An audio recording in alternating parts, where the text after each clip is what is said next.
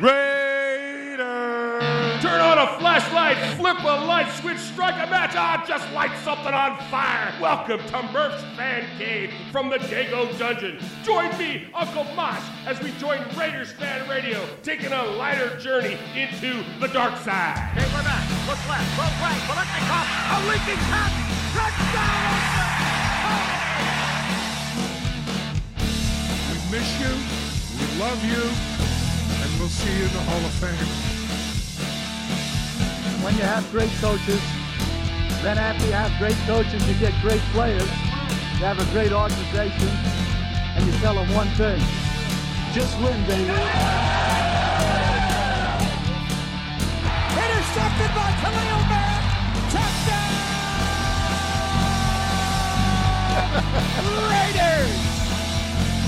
The Oakland Raiders have scored on the most zany, unbelievable, absolutely impossible dream of a play.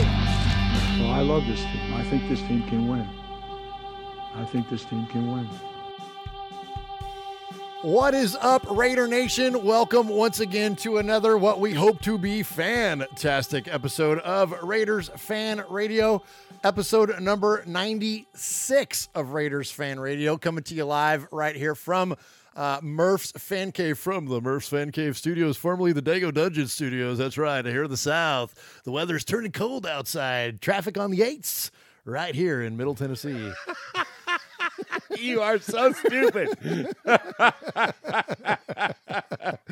And you're in your mid-40s. How many times have I tried to destroy your self-esteem and call you stupid over the last 46 years? Well, it depends. If you call me stupid with the D, that destroys me. But the T, that I love it. Oh, yeah, that's stupid with a T is a term of endearment in our family. That's right.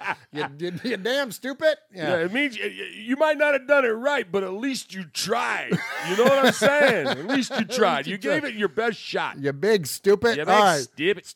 All right, so anyways, thank you for joining us here on episode number 96 of Raiders Fan Radio. I am your host, Murph, one of the hosts here on the flagship show on Murph's Fan Cave, as we know as Raiders Fan Radio. And that voice you heard, I cannot do this show alone, so joining me from the Murph's Fan Cave desk annex on the south side of the desk, the one and only Uncle Mosh. Uncle Mosh, welcome to the show. What's up, Raider Nation? And I got a little help today. You got a little help today. You have an assistant. You have a co-host. I got an assistant. You have and so we see over your right-hand shoulder, those of you that are watching on the YouTube, you can see. Those of you listening to the podcast, I'll describe it for you. Uncle Mosh has Wilson, the infamous volleyball from the movie Castaway. He has Wilson over his shoulder, and Wilson is outfitted with headphones and a microphone because Wilson is going to be joining us here on this episode of Raiders Fan Radio, because not since the now infamous, Tom Hanks incident of 2015 have there been darker days here on Raiders Fan Radio. No. And so now here we're going to deal with 0-3 best we can, and we thought, well, since Tom is no longer welcome on the show, we would at least welcome in his buddy, his co-host in Castaway, Wilson. And it's a little known fact. Hey. Wilson left Tom after that. He did. That volleyball jumped off that raft. He was trying to get away. Seriously, because they spent a lot of time together, and a lot of time that they talked Raiders football. And that's right. That's exactly right. That's exactly and right. Wilson knew Tom's heart. He knew his heart. He knew his heart. And it kind of got ugly. It kind of got ugly around here. I mean, once upon a time, he was like the guy we wanted to have, and then things kind of went awry, Yet he is he's getting a little better. He's no longer the number one name, we shall not say, but he's still in the top five. No, that's he's now number 2. Good job, Tom. Aaron Q-Dog asking about what's up, Little Murph. There's a Little Murph for you there. That's courtesy of our buddy. Oh, good. You get your Ken. own doll. I got a volleyball. I don't know which one's weirder. Your wife hates them both. Yeah, and the Little Murph is over there next to my Mikey card. Look, Mike. Not only here we go. I'm going to show this to the YouTube audience. Not only did Mikey send me his card from when he was drawn as a garbage pail kid, but he autographed the back of it. Let me get on with the show. Anyway, so appreciate everybody joining us in the chat. Talked to a lot of these guys already before we got going with the show tonight, so appreciate those of you that are joining us there. If you are ever so inclined to join us live, you certainly can. We broadcast on youtube.com/Murph's Fan Cave. That's MURFS Fan Cave. Hey, and we get some famous folk. We actually do. Good call, Uncle Mosh. Right behind me here, for those of you that are watching on the YouTube feed, I have my autographed number 45 Marcel Reese jersey. Here, let me go to the wide shot there. You can see it up there. We got that jersey week, gosh, I don't even remember what week it was. Like but week it was 4, wasn't it? Something like that. And this was not...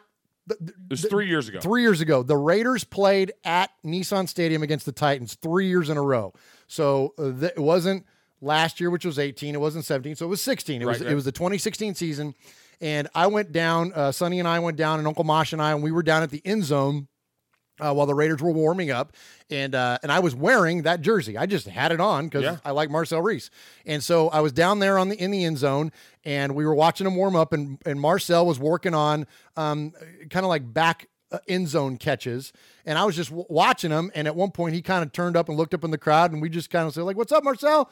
And just like waved at him, whatever. And so he kind of nodded at us. And then he went over and finished up the drills. And then the players were leaving the field and heading to the locker room. And he came and ran like right over to us. Yeah. And he was like, "Hey man, let me get that jersey." And I'm like, "Whoa." I'm like, "Okay." So I took my jersey off, and there was the kids down there getting autographs signed. So I'd elbowed this one little kid, and in a nice and his way. wheelchair like went off to the side. Yeah. So I graciously elbowed it. No, but I did. I said, "Can I borrow your Sharpie?" And he was like, "Yeah." So I handed Marcel Reese my Sharpie and my jersey, and he signed it. And so that jersey is now hanging up behind me, along with the pictures, because you or Sonny or somebody took a picture of it. So there's a picture of me handing him the jersey.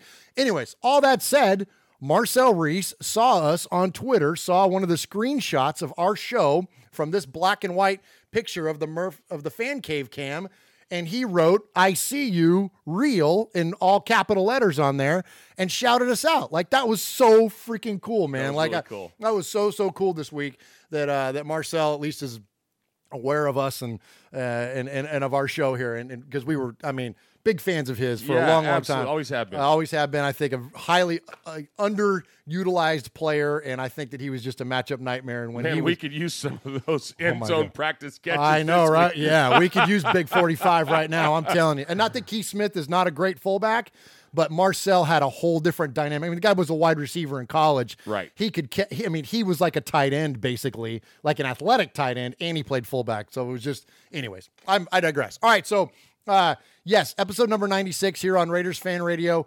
Let's get a little bit of promo out of the way, Uncle Mosh, before we get into the rundown.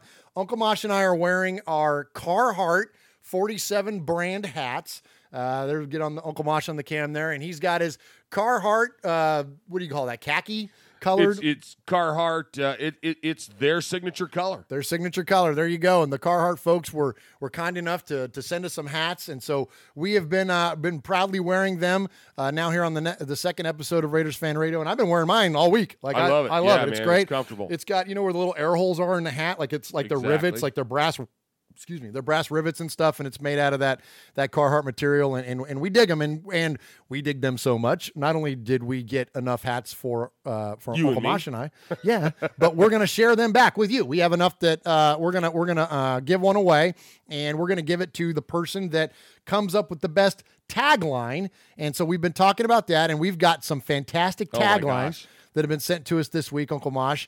And so we're going to go over those in a little bit. But thanks again, though, to the folks at Carhartt. And to those of you that haven't submitted a tagline yet, send us some taglines. We're going to announce a couple on the show tonight. We're going to announce a couple next week. And then we're going to have a bracket, Uncle Mosh. We're going to do a little March Madness for the Carhartt hats. So that should be fun. So definitely get those into us when you can. All right, Uncle Mosh.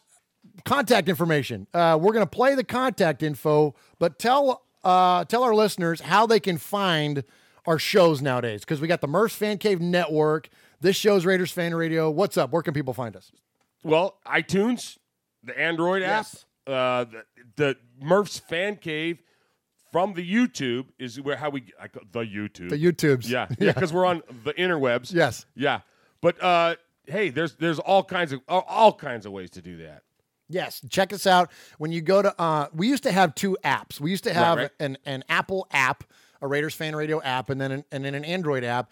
And we heard loud and clear from our folks that nobody uses our app on Apple, that they use the Apple Podcast app because it's just well done. Yeah. And so anyway, you can on Apple, if you're on iOS, search for Murph's Fan Cave, and you'll find the catch-all of all of our shows. If you're on Google, you can now a lot of people do use our app on Android. So if you're on Google Play, if you go to the Google Play Store, you can find our app there, or if you could just find us on Google Podcasts as well. But anyways, just look for Murph's Fan Cave, and then that will get you all 3 shows. That will get you this show, Raiders Fan Radio. That will get you Mondays with Mikey and Murph, where I never get frustrated and yell or anything like that. No, it's a nice little calm show. Yeah, and then that will also get you the Fan Club Blitz with our buddies Chuck, Splatterhead, Tom, and Fitz. And that show, Uncle Mosh, God, they're killing me. They are so funny. They're so funny. It's been so good here lately. The guys are really getting onto something, and people are starting to kind of latch onto their show a little bit, and they're funny, man. They're good. Chuck does this segment now called "You're Dead to Me," and if you ever heard a guy from Jersey with that Jersey accent say, "You know what, you're dead to me," like the way that he says it, and it's just hilarious because I keep waiting for him to have Q-Dog come on with the hit list. You know, I know, right? That'd be a great segment. Yeah, you're dead to me and the hit list all in one, but it's great. So check out those guys on the Fan Club Blitz, and you can get that all through the Murph's Fan Cave app. Our Uncle Mosh is. Do we got to sell anything else here before we get going or what? I do got to tell you about something really cool. Okay, yes. Excuse me. So I got to tell you about the silverandblackuk.com. Yes. Now, silverandblackuk.com is how you can get hooked up with our British fans. They're the British fans of the Raiders. These guys are amazing. They formed as a nonprofit organization. They've done some outstanding stuff over there when the Raiders come and play. They even got their own version of the black hole. You know, it's kind of like it's pretty cool at Wembley Stadium. This year, when they play, of course, they play on Sunday, but on Thursday, Friday, Saturday, they have a pregame party. They have a London bus tour. They got a Jack the Ripper tour. They got a game day brunch. I mean, they got all kinds of. There's something every single day, and I mean, it would be just an amazing thing to go over there. They talk about their 500 fans they had in their black hole last time. That's so cool. I mean, it's far out. They've even got a Facebook site. It's Silver and Black UK.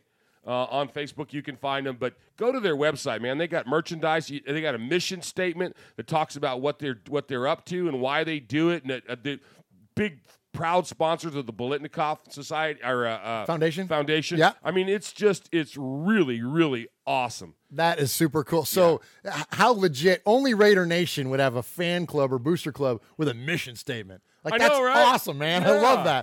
I love that. Those Silver and Black UK guys are great. We're going to have Kev on here in the next, I believe it's for the October episode, like the first week of October. We're going to have Kevin, and he's going to tell us about a lot of the events that they have going on over there. But we just want to shout those folks out. They are great representatives of Raider Nation, representing overseas in the UK and in Europe. And man, that's strong, man. Raider Nation is strong, Uncle Mosh. We are Raider Nation, but we are worldwide. You know what I mean? For sure. All right, boys and girls, pay attention. You got your old Uncle Mosh here with an update. That's right. I got some stuff for you. Take out a piece of paper, a pencil, a pen. Heck, use your pocket knife and carve the info into your dashboard as you're driving down the highway. First off, you need to like us on our fan page on Facebook. That's right. Go to Facebook at Raiders Fan Radio Podcast. Don't forget about the Twitter. You know your old Uncle Mosh, he twits now. That's right. Go to at Raiders Fan Radio. Also, don't forget the Instagram at Raiders Fan Radio. Or what about our website? That's right, RaidersFanRadio.com. Heck, if you want to, you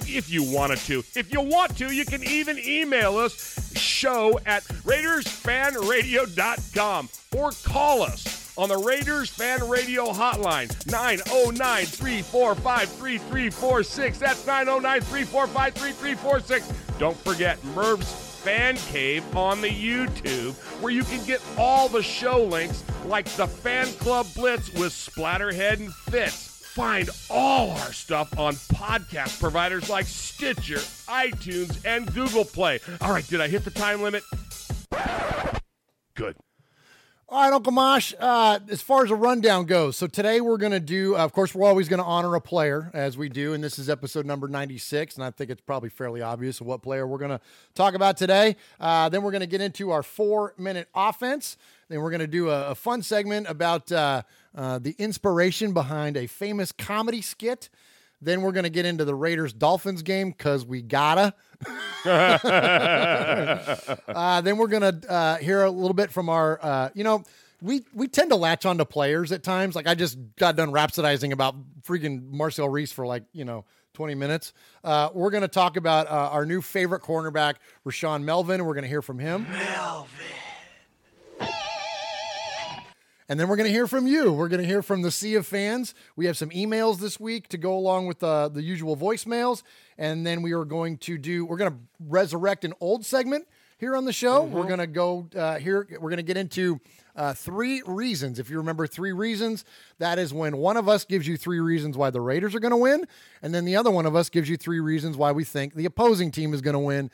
In this case, it's going to be the Cleveland Browns. So, and then we trade those off. So one guy gets to defend the Raiders one week, and then he has to defend the opposing team the following week. It's never fun to defend the opposing team. And Sonny used to always rig it, so I always had to defend the Broncos or the Chargers or I always had the division people. I'm like, what are you doing to me? I got to defend the Chiefs? You're killing me.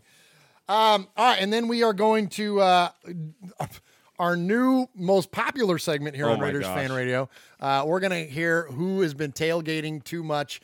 A lot of good feedback on that segment here, Uncle Mosh. People are digging the folks that are tailgating too much. That's when we take some audio clips, some vocal tracks, we plug it into our software, pitch it down, make the people sound like they've been drinking, and then we get to hear what they have to say.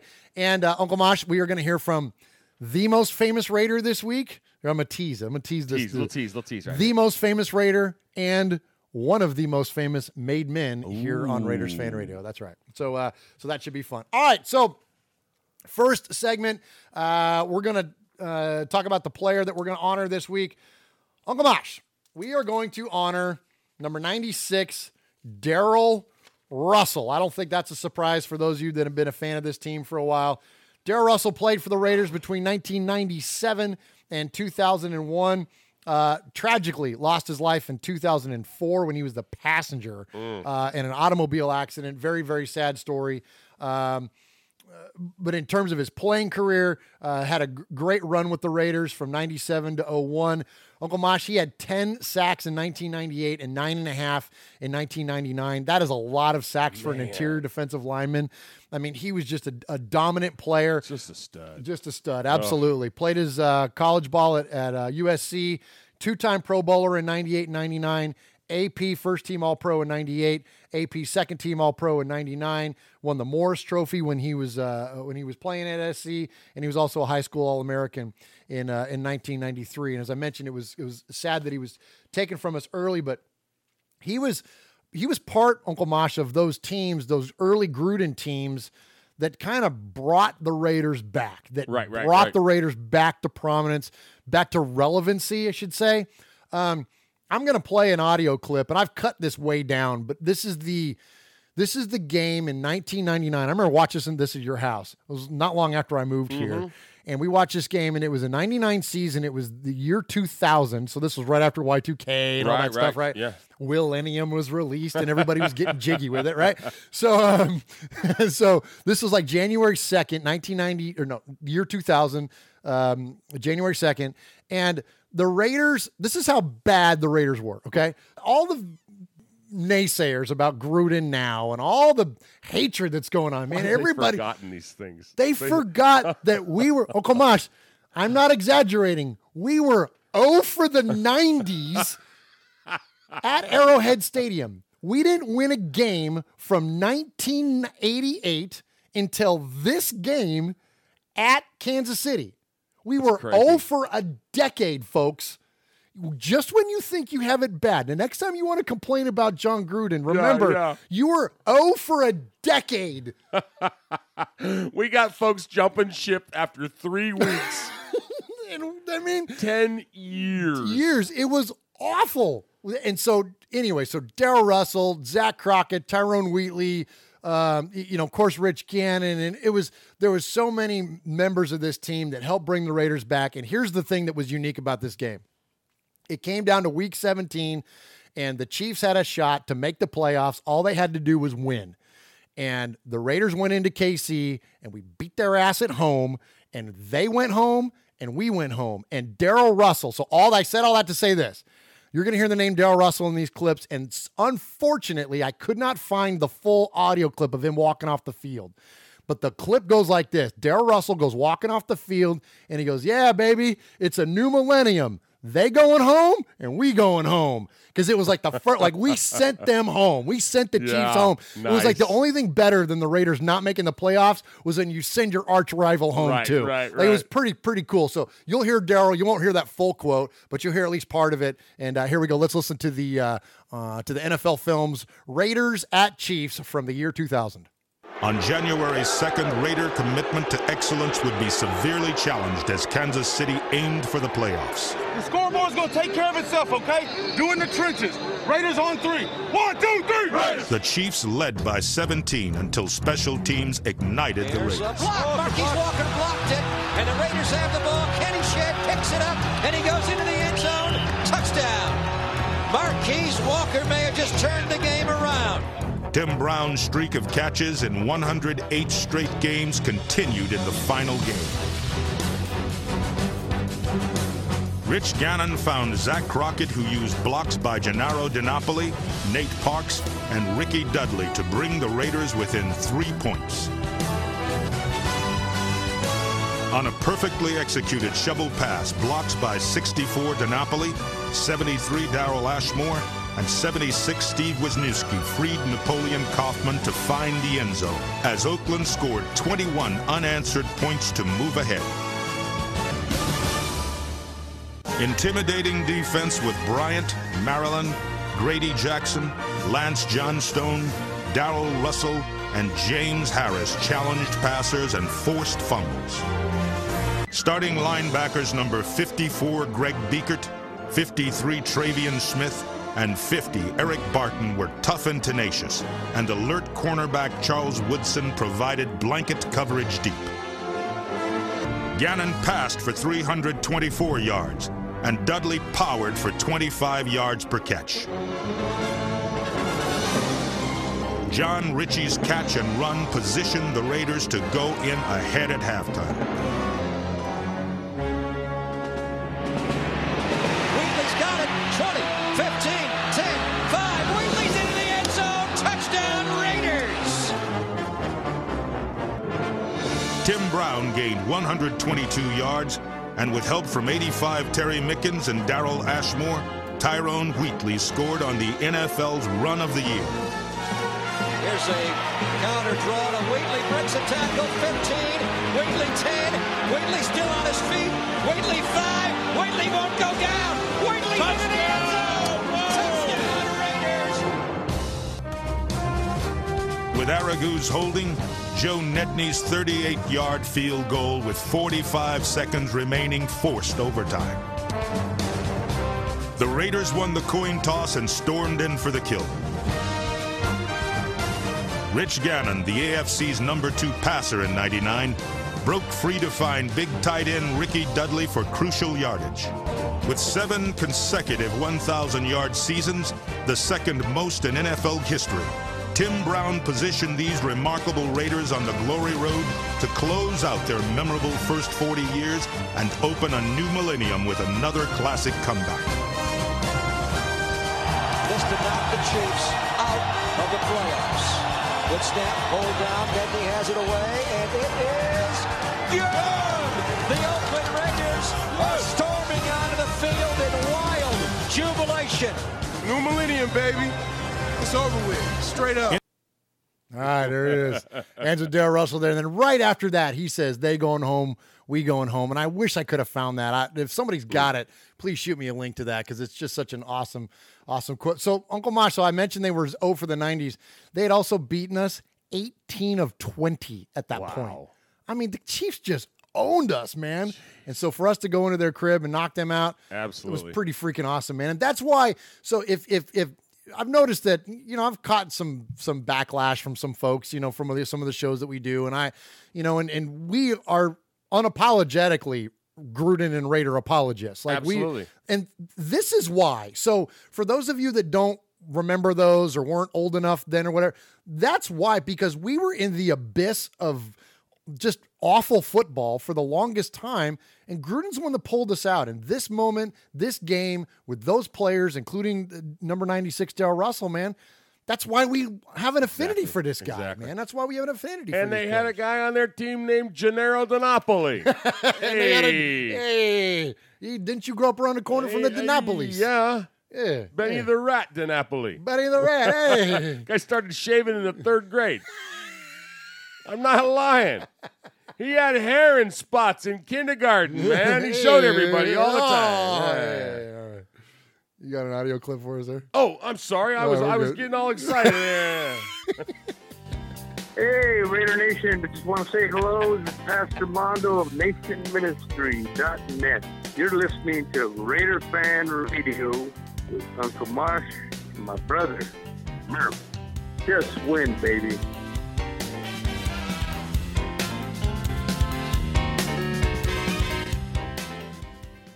All right, Uncle Mosh, next up here on Raiders Fan Radio, we have the 4-minute offense. This is where we take 5 Raiders stories and cram them into a 4-minute window in order to keep us on time, because otherwise we'll be here all night long talking about the Raiders. And we got to get up and go to work tomorrow, so we got to wrap this thing up at some point. So we self-restrict and we add the timer, the 4-minute Pink Floyd timer. Uncle Mosh, are you ready? I'm going first. You're going first, yeah. I'm going first. Okay, so are you ready? I'm ready. Are you ready? I'm ready. All right, here we go. Hit it. All right, Uncle Mosh, the last team to start 0-3 and make the playoffs was the 1998 Bills, which means that we have now a 2% chance to make the playoffs. Last week, we had an 11% chance. Now we're down 9 more. Those Bills, by the way, they were one and done. They lost 24-17 to Dan Marino and the Miami Dolphins. Ooh. Dan who? All right, so number 2. The Raiders have led or tied for 157 of the 180 minutes they've played this season. That means they have only trailed for 23 minutes. That's only 12%. 12% of the time played. Let me tell you something. There are 7 tax brackets in the United States. A 10%, a 12%, a 22, 24, 32, 35, and 37%. I can live with 12%. Go.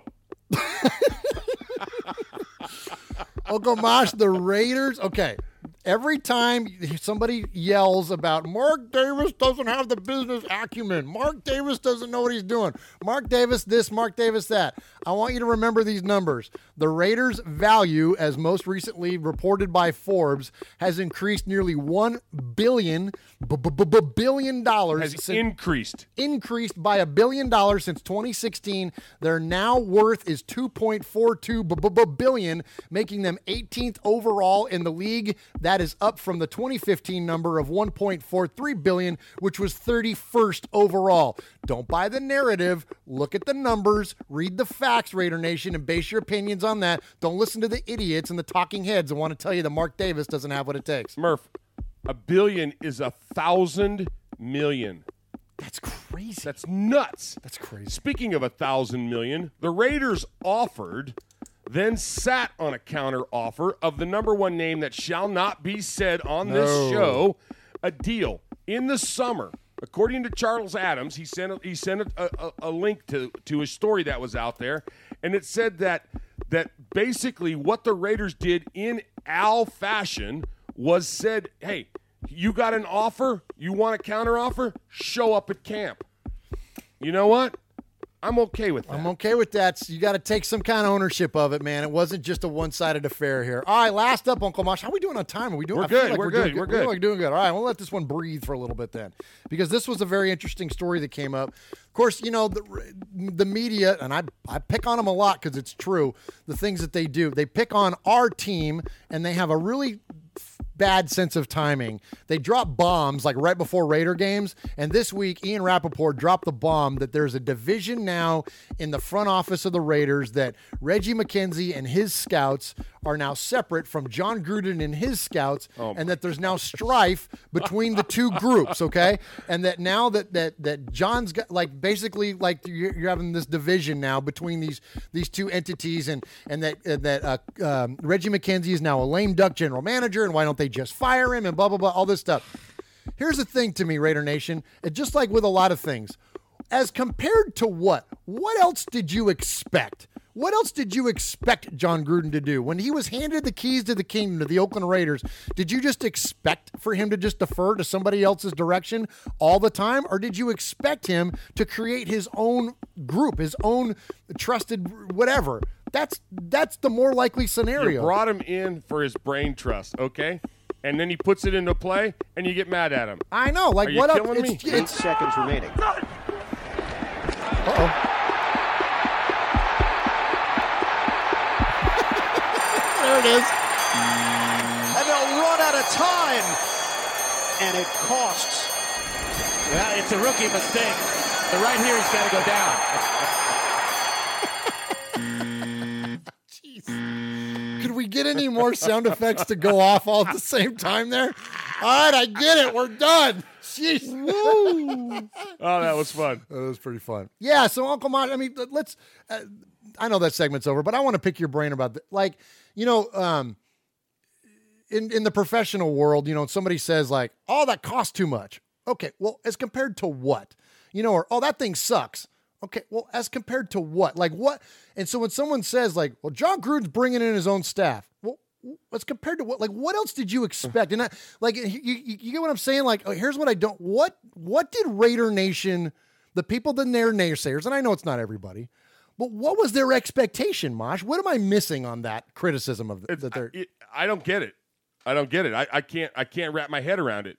You know, you bring in somebody to do a job, but you don't let them do their job. You're not gonna bring them in and hobble them. You're gonna bring them in. You're gonna pay them an exorbitant amount of money on a long-term contract, a 10-year, a decade. A decade. We talked about decades on a contract. Let them do their job. Let them do their job. Absolutely. It's that one is lost on me, Uncle Mosh. And I think that, you know, once 0-3 becomes 1-3, 2-3, 3-3, then these things stop becoming criticisms, and it becomes a lot easier then to at least discuss these things. Because here's the thing, here's the downside of these crazy things that get thrown out there. You can't argue with them. You can have the most insane theory in the world, and when the team's hasn't won a game yet, it's kind of hard to argue the other side. Like, I can throw out all the logic in the world, but the guy that wants to argue on the other side of this goes, well, then how come they don't win? You know what I mean? Like, it's just, it's. Look, Murph, we've been bad before, okay? So here's my take on it. We've been bad before, but we never looked this good when we were that bad. That's a very good point. I'm in. 2 words. I'm in. We've never looked this good and been this bad, okay? I'm in. Also, we got a new culture we're looking at. We're not looking to blame folks. I drank the Kool-Aid. I'm in. I'm in, guys. Let me remind you of something. Super Bowl 44, 2010. I sat right over there and watched it with you. Peyton threw an interception. The Saints won. So Peyton screwed up. But arguably, and I know we don't like him much, but Peyton's one of the top 5 quarterbacks of all time. You're gonna immediately say Carr's out? No, I'm in. I'm not jumping ship just because it's bad right now. Don't throw the baby out with the bathwater, right? Don't throw the baby out with the bathwater. I'm in. Call me an apologist. Say whatever you want. I'm in. It's 3 games. I'm not ready to flush it, man. I lived through that decade.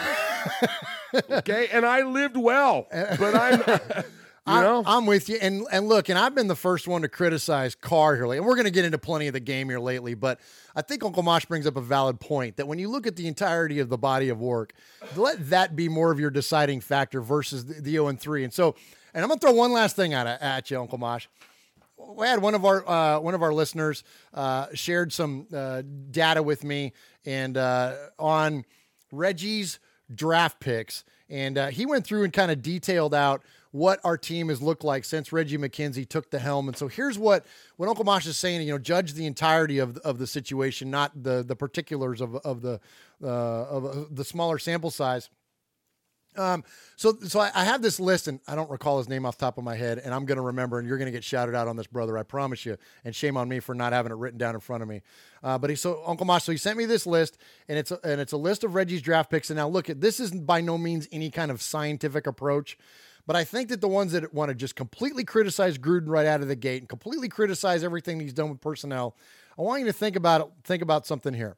Since 2012, when Reggie McKenzie took control of the team, he has made 49 total draft picks, not counting Narian Ball, which I didn't include in here for reasons why we'll talk about later in the show.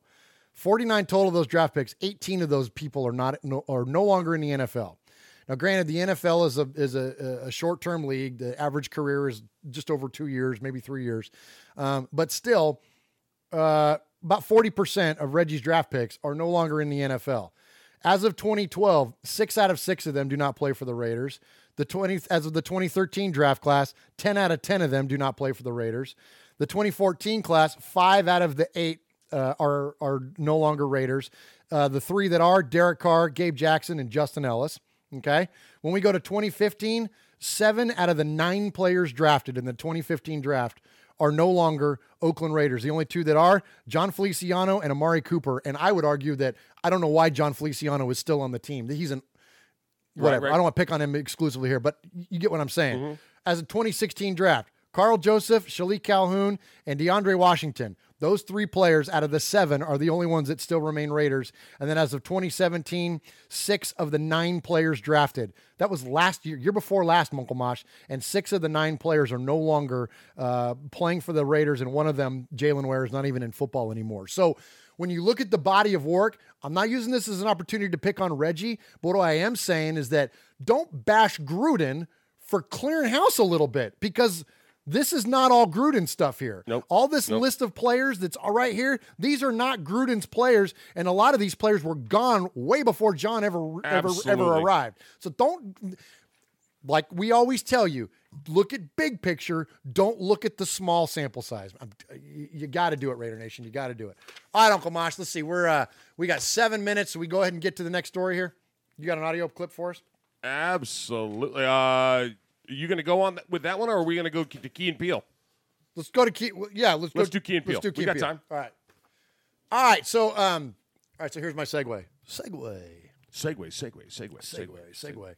So, for those of you that are familiar with the comedians and the show Key and Peele that used to be on Comedy Central, very, very funny show. Those guys are both incredibly talented, and in fact, I just saw the other day that where Jordan Peele is now going to be the host of the reboot of Twilight Zone. Oh, no way. Yes, that's going to be legit. Gosh. Yeah, so hopefully they don't remake old episodes. No. He's a very creative guy, and I would imagine he's going to do his own thing. But I don't know if you saw the movie Get Out or not, but it's amazing. It's a really, really good movie. Okay, so, and that's all Jordan Peele. But anyways, but before all that, they had this comedy show on Comedy Central, and one of their most famous bits was this East-West game where they had players introducing themselves, okay? So the story is that Keegan-Michael Key told Jordan about the players. They're watching a game together, and he was telling about the players. And in particular, the name DeBrickashaw Ferguson came up, and he got a big kick out of the name DeBrickashaw Ferguson. So something happened, and you're going to find out why this is Raider related in a second. Something happened, and then they ultimately led them to put all these names together, and now they have this skit that's one of the most famous sketch you can find on YouTube. It's got like 47 million views or something crazy like that. And it's these players introducing themselves, and they all have these really crazy, funny names. And so I'm going to play the skit first, and then at the end of this, I'm going to tell you why this is Raider related. Hi, everybody. I'm Dave Stasson, alongside Jeff Worthing, and welcome to the annual East-West Bowl, as we get ready to watch some of the best college players in the nation showcase their skills in a classic showdown between East and West. And there really are some characters on this year's squads, aren't there, Jeff? That's right, Dave. It does seem like the most flamboyant personalities came to the forefront, and they are here. Let's meet the players from the East.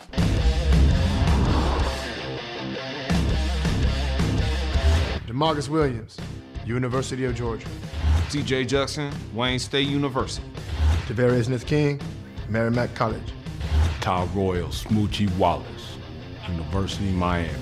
Desquarius Green Jr., University of Notre Dame. Ibrahim Moises, University of Tennessee at Chattanooga. Jack Marius Tack-Theratrix, Michigan State University. The Isaiah T. Billings Clyde, Coastal Carolina University. The Jasper Probencrux III, South Carolina State University. Leoz Maxwell Gilliam, East Carolina University. Javaris and Lamar, University of Middle Tennessee. Boyne Shower, University of Southern Mississippi. Hingle McCringleberry, Penn State University. Le Carpetron Duke Marriott, Florida Atlantic University. Dinklage Morgoon, University of South Florida. X-Miss Jackson Flaxen Waxen, California University of Pennsylvania. We're going to be looking for big plays all game long from Tyrol Smoochie Wallace. And let's not forget the tight ends, Ibrahim Moises and Hingle McCringleberry. They've both had amazing seasons. That's right, Jeff. Now let's meet the players from the West.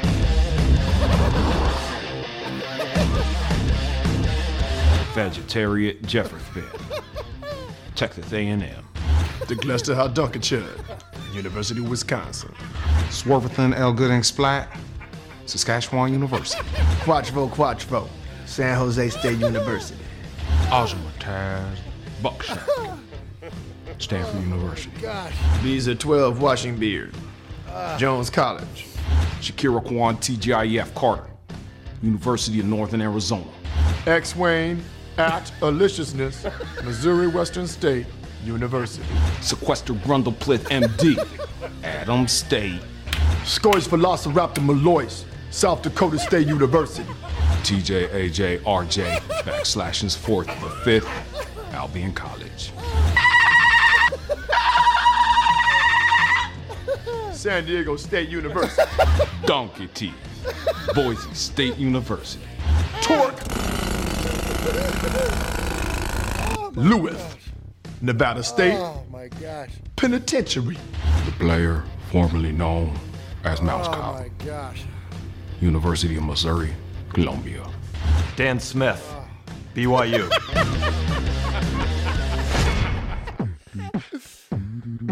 Oh my gosh, it's the funniest thing, Mush. You gotta see it. You gotta see it on the YouTube. Oh my gosh, it's so funny. It's so funny. All right, and I love how he throws. He says University of Middle Tennessee. It's actually Middle Tennessee State University because Uncle Mosh and I are alumni. Yeah, that was. It's just so funny. Okay, so why do we play that? Well, it came out.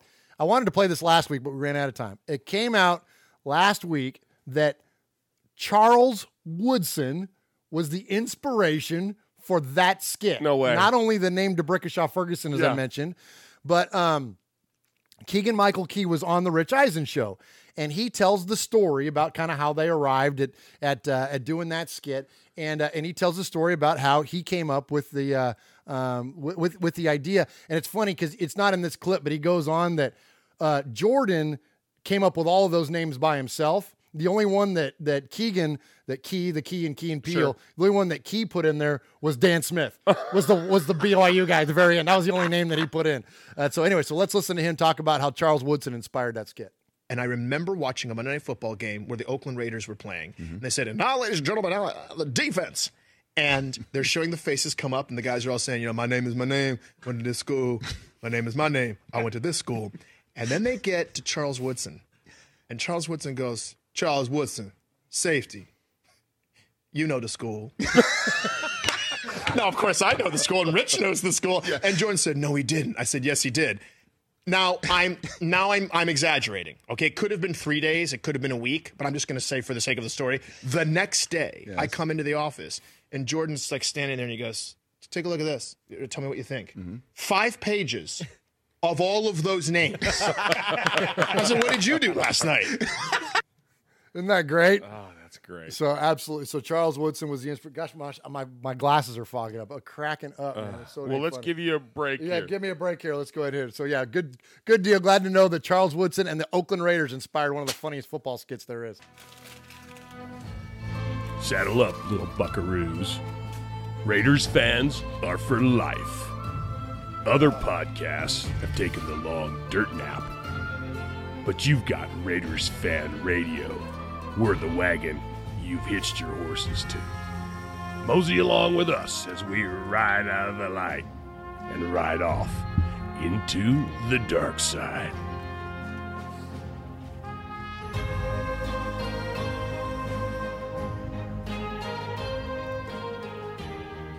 All right, Uncle Mosh, let's go ahead and get into some Raiders Dolphins post game. Because again, we gotta. Before we get into some of the post game conferences, Mosh, and the interviews, we got a few. We're gonna hear from Marshawn. We're gonna hear it from DC. We're gonna hear from Gruden. We're gonna hear from Kelechi Osemele. Just give me your overall feel of how that game went, Mosh. I kept waiting for the other shoe to drop, and I was excited when it didn't. You and I sat here and we were fired up, man. We were making plays in the fourth quarter. And then the rug came out. And then the rug came out from under us. Yeah. And then, man, I mean, we were bummed. We were bummed for sure. And we said, of course, you and I, we immediately started our prep for the show, and we're thinking, we did. Uh-huh. We from the second it ended, we were like, okay, what are we going to do? What are we going to do? Are we going to bash and trash, or, are we just we're going to, like we talked earlier, man, we're going to remember the old days. We do a lot of that around here. Yeah. But because they weren't always the glory days, man. The old days weren't always the glory days. No, they weren't. So we got to stay positive, man. We got to look at the good things. We look good. For the bulk of the game, we looked good. Yeah, we didn't play it out. We all know that. Okay, let me give you an example. I'm a big guy. Okay, yeah. I've been on a diet since 1973. Okay, you all know the donut story. Yeah, okay? you had 28 of them. But let me tell you, there's not a big guy out there that doesn't know how to eat right. I know every diet there is. I have done them. I've lost a lot of weight. I've gained it back, but I know Atkins. I know Med 180. I know Metabolic Research Center. I know them all. I know Weight Watchers. I was written up in a National Weight Watchers paper right before I put all the weight back on. But my point is, okay, so I also know how to screw it up. I also know how to go to every buffet, between here and Nashville. You know what I mean? Yeah. So we know what's wrong with the team. We know that we're not closing out right now. Do we need to pound that down the people's throats? That's not what we're here for. That's not what true. we do. Yeah, Let's not true. do Yeah. that. Do we need to do that? No, we don't need to do that. We know.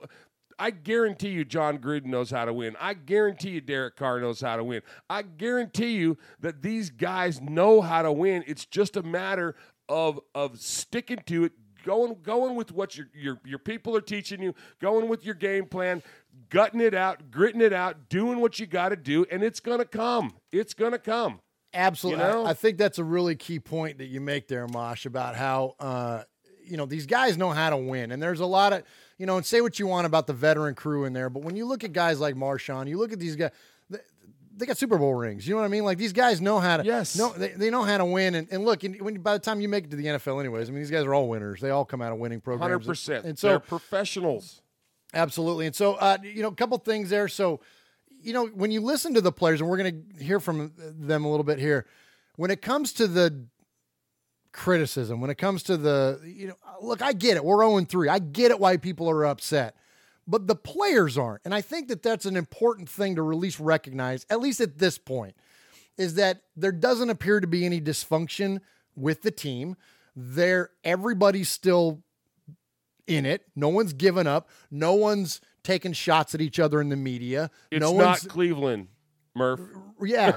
Yeah. You know what I'm saying? But it's like, it's so when you listen to the messaging is still on point. Yep. And so I think that's an important thing. Now, all that said, there was a couple things in that game that were brutal, that, our roughing the passer that was roughing on us and not on them. I mean, that's something that you certainly can't control.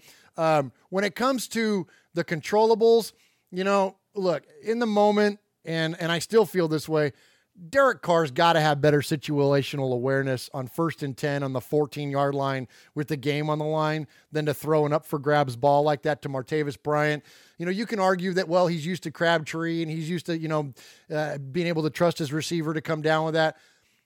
There's something to that, but there's also a lot to be said for, look, man, you just got to know that that's not the pass you need to throw in that moment. And frankly, if you're going to throw it to where it's in the back of the end zone. Don't throw it up midway through the end zone where the receiver and the defender got to come back for the ball. It just wasn't a good call. Nobody wishes they had that pass back more than him. That's exactly right. And nobody. That's exactly right. And nobody owns it more than he does. That's exactly right. Absolutely. And so, I don't want to necessarily beat up on him, but look, even Tony Dungy. Tony Dungy is not the pile-on kind of guy. Tony Dungy is a very amicable critic. Like he's not one that just, likes to, he's not a freaking Stephen A or a Skip or Shannon Sharp or whatever. He's not one of these guys like that. Tony Dungy is a very calculated, very, intelligent man. He's a legit guy, He's legit, man. We love Tony Dungy. And so anyways, when you listen to what he said, he says it. You're not a young quarterback anymore. You're a veteran. John Gruden is going to put the ball in your hands in big situations, and you can't throw an interception on 1st down. Tony Dungy would have told that to Peyton Manning. Absolutely. He would have told it to freaking Derek Carr, and he did tell it to Derek Carr. So you do got to have an awareness. So DC doesn't get a pass on this one. He's got to do better, but I think he's capable, and that's the thing. And like in what you said, no one's beating himself up more than what Derek Carr is. So, that was really just kind of the couple things that jumped out at me, other than some of the defensive lapses. Q-Dog, man, your guy Reggie is just killing us, man. I don't know if he got fooled or he bit on something on that touchdown pass into the end zone, and he had nobody had a better view of that touchdown than Reggie did. But we'll get into more of it as we hear your calls. We're gonna have a lot of folks talking about the game when we get to the sea of fans. But I think it's just important that when we like what Mosh said, there's no moral victories, but it's a better looking 0-3 than what some frankly winning records were of this team were in prior years. And again, then the players are not losing it. The players are still hanging in there, and that's exactly what you want to hear from them. And so let's start off and go to beast mode. Let's go hear from Marshawn. How did you feel out there today in the hot? You seemed like you still had it late in the game. Had what?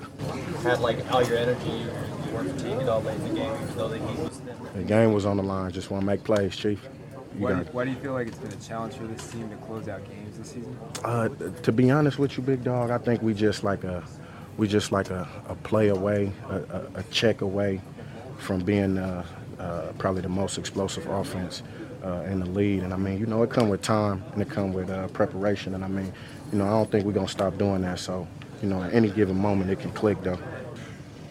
What's important for this team moving forward down 0-3 in terms of just getting out? What I think what's going to be most important is that we rally behind each other, though. You feel me?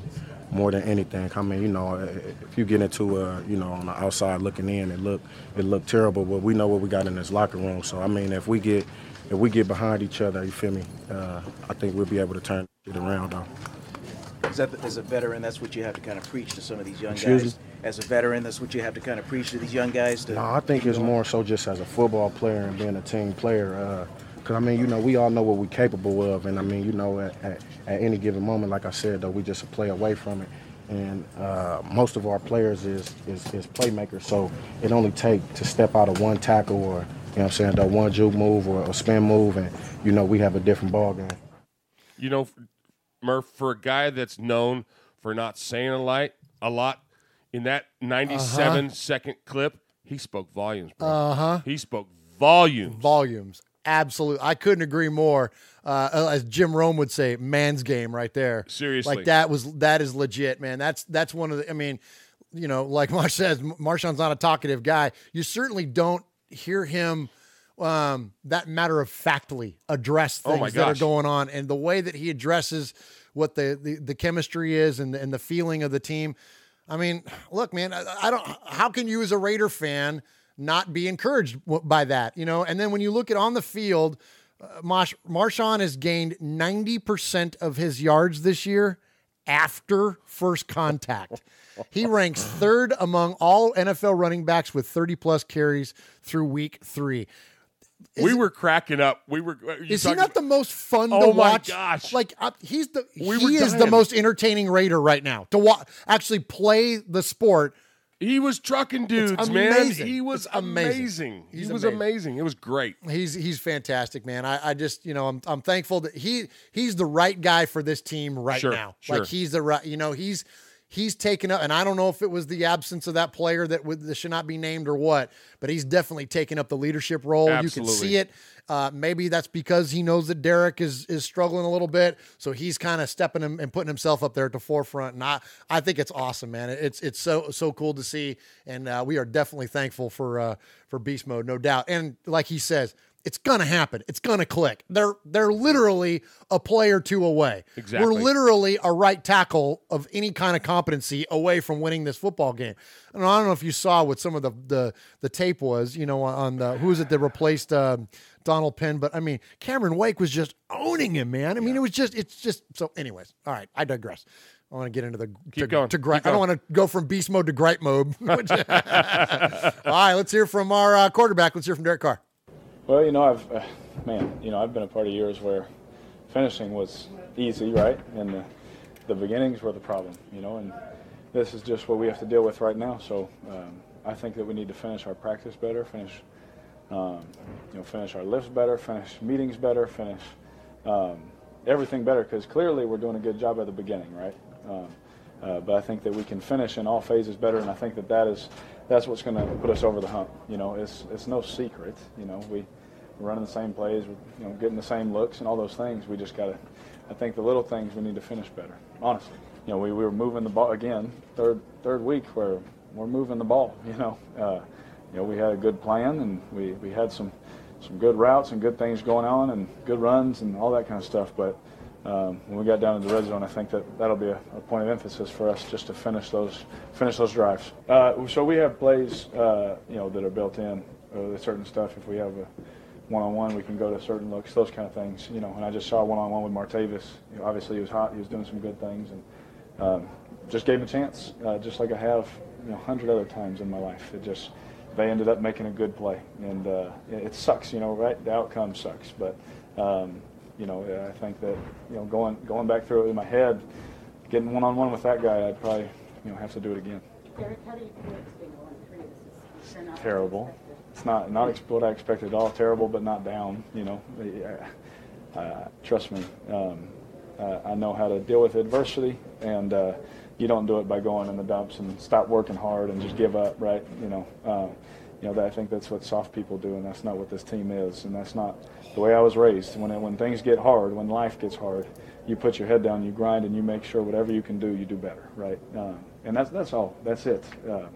Like I said, I think we can finish better, obviously, but whatever we can do, you got to stay up. You don't feel good because, again, we don't work this hard to lose games, but you keep your head up and you keep going.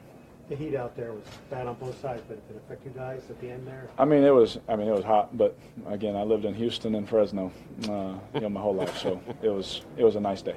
Is there still a sense of optimism, or is it transforming more to frustration? Oh no, I've been on some teams where it's just frustration, right? And I can assure you that's not the case. I can assure you, especially with everyone learning, Coach Gunther and Coach Gruden's new stuff, and we're trying to execute it the best we can and at a high level and all these things, and we're doing it almost there, right? And so there's no sense of, we got to give up now. We're almost there. You talk to anybody in that locker room, we're one play here. I mean, all throughout the game, one play here, one play here, one play here. We're right there where each man in the locker room is like, no, I can give a little bit more. I can do a little bit more to help us. And so, go in there and look at them. Look at our guys, talk to them. Everyone's obviously mad at losing, but not one person is giving up. Again, that won't happen as long as I'm here. You talk to anybody in that locker room, we're like, man, we're right there. Just keep going. We've all at some point everybody in that locker room has been at this position at some point. And it feels hard. People say bad stuff. They're mad at you, all that kind of stuff. But nothing's going to change anything. No one's coming to save us. No one's coming to help us, right? It's on us. And so we understand that. And I think having a veteran group makes it a lot easier, especially as leaders. You don't necessarily have to go to every guy and make sure they're all right. Make sure, hey, keep going, keep doing the right thing. We got a room full of guys that are going to all do the right stuff. Uncle Mosh, great soundbite there from DC. And, Ron in the chat here has not only identified that the stat for Marshawn that I mentioned earlier, that contact stat, that is known as the the TMFF for through and what's face, which is Marshawn famously said. But in relation to Derek Carr, breaking news. Ron says that the rumor is that Derek Carr's poor performance was due to a combination of the heat and a rum cake-induced hangover. He'll stay away from desserts. So what do you think, Mosh? What about Derek Carr? Oh, man, we don't give up. That's what soft people do. Oh, shot fired there, huh? Oh, was that a shot at me? We don't give up. That's what soft people do. I love that's it, man. Amazing. That's amazing. Yeah, that needs to be a T-shirt. Yeah, I know, right? But, and then also, too, when they did ask him about, joking aside, when they did ask him about the heat, and he was like, yeah, I lived, there is nowhere hotter and more humid than Houston. Like, that's like, it's bananas hot there. It's a quarter mile from the sun. It is, absolutely. It's crazy hot there. And, like when we were watching the game and they kept saying, oh, the heat, and it's so hot on the Raiders sideline. And you and I are looking at each other going, yeah, because none of these guys are from Florida. Like, yeah, right. Because Amari Cooper didn't grow up down the street. Like, give me a break, man. That's that kind of narrative. Now, granted, I get it. It's hot on their side because they strategically placed the shades so that the thing over the top, so that the awnings or whatever the crap that is they have there now, that it covers the Dolphins sideline first before it makes it over to the visitor sideline. I get all that, but Marshawn was wearing his freaking stocking hat. His beanie, he was wearing his beanie on the sideline. Like, come on now. You know what I mean? It wasn't that freaking hot. We are media darlings. Because if they didn't have us to pick on, what would they do? No kidding, right? Yeah. True that, Mosh. All right, let's go ahead and hear from Coach, the much aligned John Gruden. Let's go hear what the coach has to say. His own secret staff. Last interception, what was the play call there? What was he thinking about? Well, he just saw man-to-man coverage. He decided to take a shot, and unfortunately it didn't work out. Would you like to see him keep running the ball? And you guys were running the ball pretty well at that point. Yeah, we tried to run the ball. We saw a lot of different coverages and different blitzes, and we had them off balance. We moved the ball very well. We just got fooled that particular play. The guy made a great play. Great play on one-on-one coverage. How disappointed are you at 0-3? We have a lot of work to do here, and we're going to continue to work. I'm proud of the way we're competing. We played 3 teams, I think, that might be undefeated. I don't know. Played 3 good football teams, and we played them hard. But we got a lot of work to do here. We'll continue to work, and we'll get this show on the road here hopefully soon. Does the optimism the players have said you've had after the first 2 games change at all now that it's 1-3 or no? No, I'm going to get on the airplane and get ready for the next one. One call early. Keith Smith, what was your thinking on that one? What was that? On the early call of Keith Smith on 4th and 1, just try. We were at the 1-yard line. We ran a wedge play to the fullback. Looked great on film. We just didn't get it done. Is that a testament to your guys' faith in Keith on that 3rd and 1? It's a similar route as last week in the flat. He's a 240-pound fullback. I mean, it's less than a half a yard. We didn't get it done. It's bottom line. people adjust, but you've been so good on opening drives. You script right down. Do you just get frustrated why that doesn't continue? Oh, we mishandled a couple balls, honestly, on third down today. Got in trouble in pass protection on a couple times. It's hard to go 80 yards in this league repeatedly against a good defense. And hopefully we start getting some turnovers and some returns in our special teams and set up some better field position. But that pretty much summarizes it. What was your assessment of the special teams today? I thought Nugent did well kicking the ball. I thought Johnny was up and down punting the ball. We had some penalties that really hurt us. Started us way, way behind in the field position. And all three phases, we got to all pick it up. And it starts with me. All right. Thanks, Dad. Thanks. All right, Uncle Mosh, he definitely sounds a little more defeated than, and why wouldn't he? Because he doesn't like being 0-3 no more than, I promise you, no one's feeling 0-3 more than John Gruden, his return, to football. And then here he is, he hasn't won a game yet. It was hot. And it was hot. It was a long day, right? You know what I mean? But Mikey this week brought up something about, we were talking about Gruden, and we're talking about how talkative he is, because look, there's no doubt Gruden is a media guy. He's out front and he's unapologetic. And I like the fact that he is. I like his sound bites. I like the fact that he talks a lot. I like to hear him talk because he's a smart guy when it comes to football. So I like hearing all that. But Mikey was frustrated with a lot of the things that he was saying. And I brought up how charismatic Bill Belichick can be behind doors, but when it comes to the media, he's very abrupt. And he said he wished Gruden would be more like that.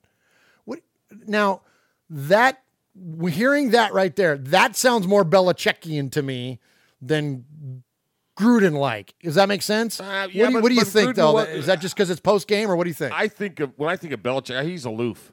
He's, he bordering on obtuse sometimes with his answers, and I didn't get that from Gruden. Okay. All right. I mean, it was just he wasn't curt, he wasn't disrespectful. That's he was true. just, he was dog ass tired, and he's not going to dwell on what went wrong. He's going to recap it. He's going to watch film. But like he said, I'm going to get on the plane. I'm getting ready for the next one. That's right. Yeah, we're on. That's what good coaches do. That's right. Absolutely. We're on to the Browns, right?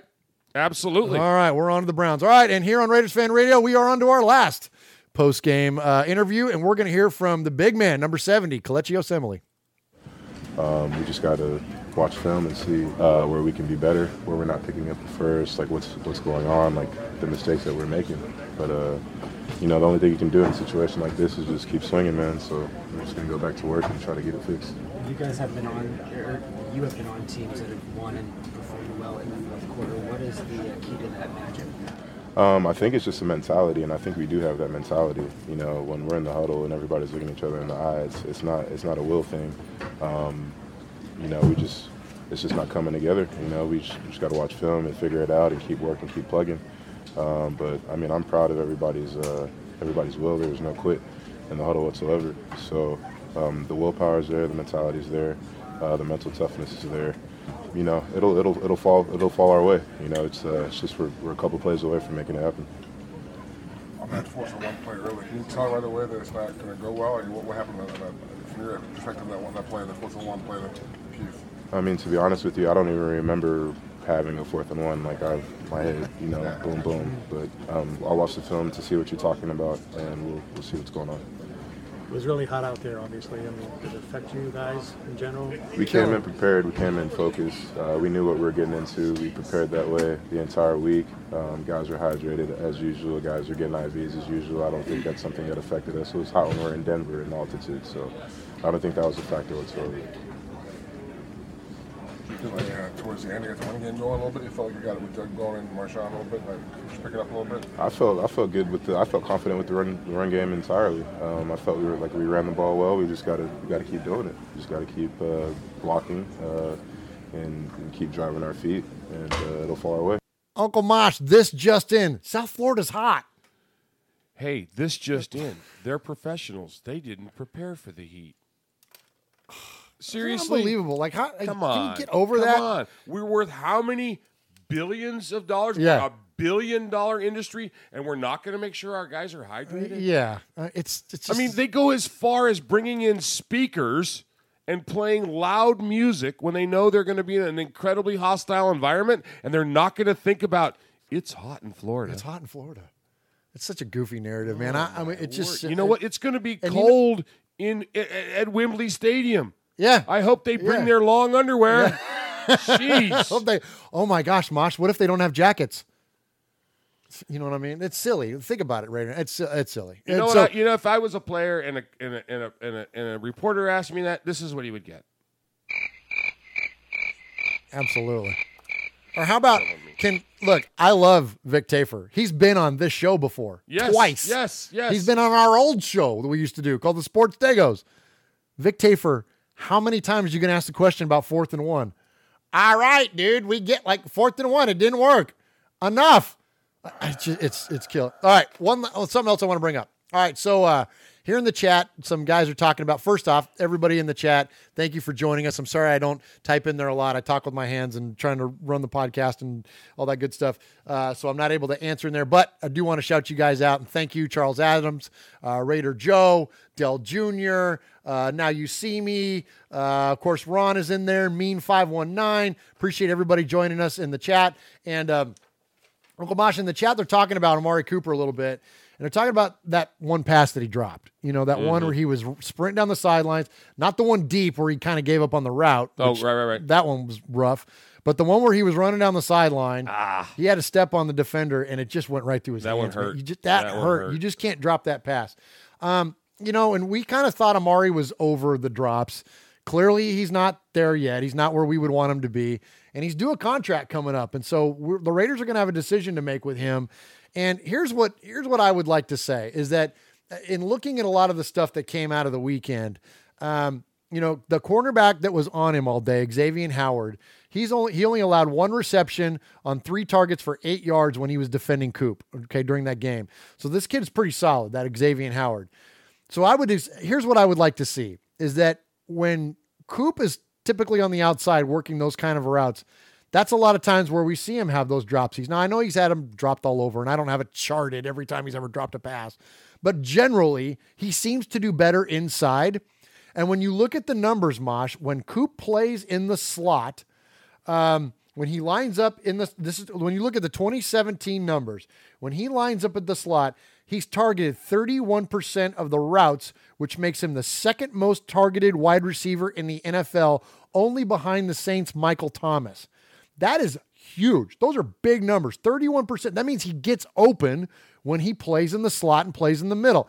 Now, a lot of people have rallied like, why don't they do it more? Why don't they do it more? Well, in this last game, Jordy was working it. Like, we didn't really, you know what I mean? You never not want your other players to be involved, but clearly they had a matchup advantage they saw with Jordy, and we're working that. But I'm going to say this, that I would say we should, as fans, expect to probably see Amari start working the middle of the field more often.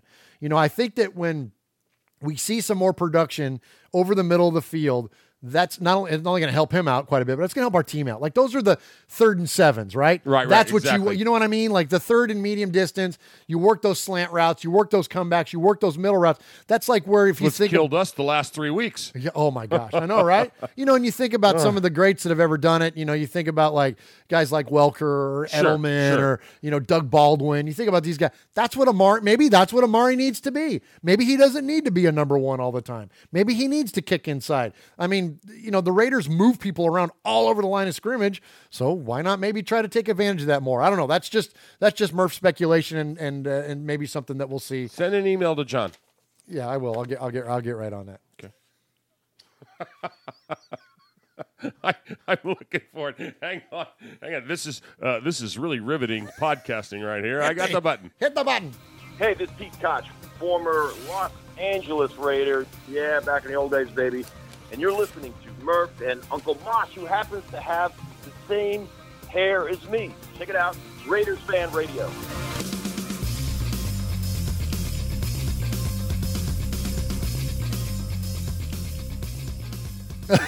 Uncle Mosh is showing off the silver locks there, the same hair that he and Pete Koch own. All right, Uncle Mosh, you know, man, I had this segment. We're getting short on time already, Uncle Mosh. I had this segment with our newfound favorite cornerback. Yeah? Go ahead. And so I'm going to go ahead and start to play this, but I might just cut it off. I might just let it run for a minute or two, and then I'll just cut it off because we are getting short on time. Or should I just go ahead and go for it and just play the whole thing? All right. Do it quick. All right. Rashaan Melvin, Behind the Shield. If you haven't been keeping up with what's going on at Raiders.com, there's some fantastic content on there. And here's an interview with the one and only Rashaan Melvin. Rashaan, what has it been like being part of the Raider family? You know, it's been great. It's been a great change for me, for my family, to be in this, be out on the West Coast, man, enjoy this weather out here, and be a part of a great team. Boy, it's going to be a great day. It's going to be a great day. You're joining a unit that has had its fair share of struggles and criticism. What's the mindset like since joining this room? What has it been like, the conversation? You know, anytime you come over from a different team, and, you know, we all know this defense wasn't the best last year. We just want to come in each week and improve each and every week. Go out there, give it all we got, and for one, just make sure we know that we know what we're doing and we can trust each other out there on the football field. A new revamped coaching staff, looking at Coach Ansley with his experience, winning a national championship. Yeah. How much has he helped you? Tons. I mean, Coach Ansley come over from, we all know, a dynamic national championship program in Alabama. He's a great guy, man, great coach. He puts a lot on his players to be great. You know, when I came in, when I signed, I told him, hey, I want to be the best cornerback in the league. And every day I go out there on the football field to practice, he makes sure that I'm staying on top of what I told him I wanted to become, and he pushes me. You're going to give so much space right there, you know what I'm saying? So your roots got to be even that too. Okay.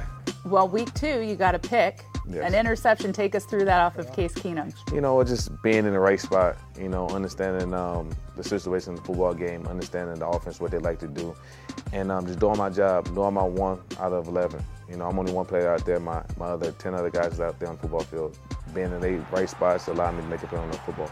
Fire, interceptor, picked off at the 2 by Melvin. Who is that, Uncle Maj? Melvin. Love that guy, man. You know, you know why I'm glad we did that? We got to give props, man. We got to give Melvin props. has had a heck of a season, buddy. Yeah, Melvin sure Melvin is the man. Melvin is for real. Absolutely, he is. And you know, that week 1 game, after Marshawn ran it in and carried the entirety of the Rams defense on his back into the end zone, and then right after that, Rashaan Melvin had that great pass breakup, and I feel my phone go off in my pocket, and I go and look, and all it is you with Melvin in all capital letters. Melvin. So, So, Uncle Mosh, you know, when Rashaan Melvin signed his contract in the offseason, did you know the Raiders fan radio microphones were there? Were they really? They were there. We have exclusive audio here. This is the actual contract negotiation that went on between Rashaan Melvin, his agent, and the Oakland Raiders. So let's go ahead and listen. Let's go ahead and listen to that. What's your name, baby? Melvin. Hey, Melvin, you want to make a buck? You can do this, Melvin. Thank you, Melvin. Melvin. Congratulations. You're now an Oakland Raider. Sometimes we go a long way for a bit, but we'll do anything for a bit. Do anything for a bit, but really, not a joke at his expense, though, man. We do really dig. Love that guy, Rashaan Melvin, man, number 22, man. He's awesome. He's been great. He's been great. I don't know how we didn't know. I didn't know that much about him when he was in Indianapolis. I guess that's what happens when you play in Indianapolis nowadays. Like you're just not aware. But like the fact that he hit the free agent market and the Raiders got him. Like, I mean, hey, newsflash. What? Indianapolis is in the Midwest. They get humidity. You know what else? Well, they play inside. Hot. Well, they play inside. It's not hot inside Lucas Oil Stadium, though. It could be. That's right. I forgot. That's a dome stadium. Yeah. Okay. Hit a button. Let's go, man. Let's just go. You know what? Let's go right into See a Fan's mailbag. This is where we go off the rails. This is where we go off the. This is the I might even cut. No, out. I got it. I got it right here, man. Got it. Okay, all right. Hey, just one time, I need it. Raiders Fan Radio.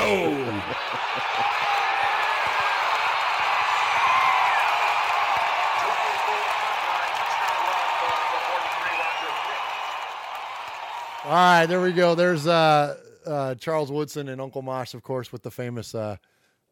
Listen to me. Hey, Whatever. Me and Charles, man. We'll take that fame. One of you is famous. Yeah, you know, he might reach that.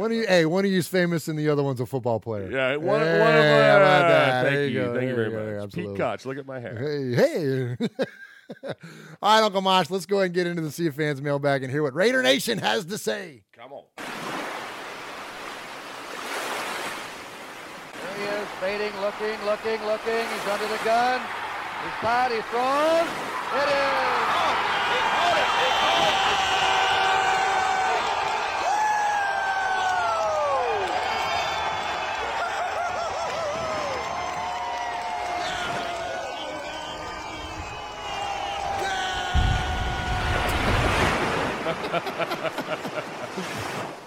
I've ever had my headset on during that whole episode. Yeah, because I changed it. That's now the Marshawn audio from the game. That's right. All right, Uncle Mosh. So we have 5 calls this week from 3 guys. So first off, let's hear from our buddy Mojo Raider. What's up, Murph? Uncle Mosh, it's Mojo down here in San Diego. First off, I want to say congrats to Sonny and family for the new addition. Welcome to Raider Nation. But the reason I'm calling, I just want to let everybody know, just like Aaron Rodgers said back in the day, right? Raider Nation, relax. Relax. Okay? Gruden, his first time here, you know, starting up again, getting this thing going. Didn't have a lot of starters playing during the preseason. There's some growing pains. You can tell that this team is performing well in the first half because they game plan. If there's anything that we can improve on as a team, is making those adjustments at halftime. That's where we've seen the team fall apart these first 2 games. Well, I'm willing to bet if this gets played, I hope we pull it off in Miami. But I'm thinking that it's going to be a different story there. I think we'll be 1-2 at the end of the week, and we're going to right this ship. It's a process, just like they say in Philly, right? Trust the process. Anyway, hey, Raider Nation, just win, baby. You got to keep doing what you're doing. Loving it. Later. You know, Mosh, he references the trust the process, which is one of the, the buzz terms that goes around the NFL this year. But it's true. He's dead on. Like, and are you willing to sell out to what's gone on at 0-3? Or are you willing to at least give the benefit of the doubt and trust that things will be better? Like, I mean, I had a discussion with somebody on our YouTube chat, not ours, but on one of our shows on the Mondays of Mikey Murph show. I had a conversation with, and like, the last time our team, and I say this all the time, and it's true, the last time our team was good with any regularity, John Gruden was the man. So I'm willing to trust him for at least a while until he proves us otherwise. Like, why would you not? I don't want to take a shot at the young fan, because look, our job here on Raiders Fan Radio is to never assault someone's fandom. Everybody's a different kind of fan, and we celebrate them all. But I would say this: if you are a younger fan, if you are someone in your early 20s or your whatever, if you're not as familiar with the history of the team from 1983 until today, go look at it. Go watch some YouTube videos. Absolutely. Go check out what's gone on. And you'll understand maybe more why the guys like us who are in our 40s and 50s and older, you'll understand why we're willing to give John Gruden a chance. You'll understand why we're willing to trust the process, as Joe put so well. So what do you think, Mosh? I agree. There's a reason we buy into the mystique, because we lived it, Yes. And that's but it's our job to bring these younger guys and girls along, the younger fans along with it. That's why we spend so much time talking about the old stuff. That's exactly the glory days. And we talked a lot about the 90s tonight, the not so glory days, But hey, absolutely. We definitely like to celebrate the entirety of the Raiders here, not just throw out hot takes. You know what I mean? So all right, so let's hear from our buddy Mojo again. He called back after the game. Murph, Mosh, Mojo down in San Diego, man. I'm sitting in a Raiders bar. Total chaos right now, man. I feel like the zombie apocalypse is getting ready to start. I'll take another Lagunitas. You guys hear that? Hey, here's the problem, man. What the hell just happened in the fourth quarter, guys? What are we doing? Now we're 0-3. Here's what we need to do. Just throw the frickin' ball, man. Go deep. Stop with the checkdowns. It doesn't matter. Hey, man, those 4 draft picks better come through hard. We stick with them no matter what. Win, lose, or tie, Raiders till we die. Let's get it done. Talk to you guys later. Just win, baby. Great call, Mojo. Great job. So, Uncle Mosh, he called the show twice for one episode, and now that's his third call, but he's not a made man yet. No, actually, how the made man works is it's the call on 3 separate episodes. There you Because go. early on, we had people calling 6, 8, 12 times. Yeah. It was like, hello, am I a made man yet? Because I rambled until the answering machine quit. And so I called back 9 more times. Yeah.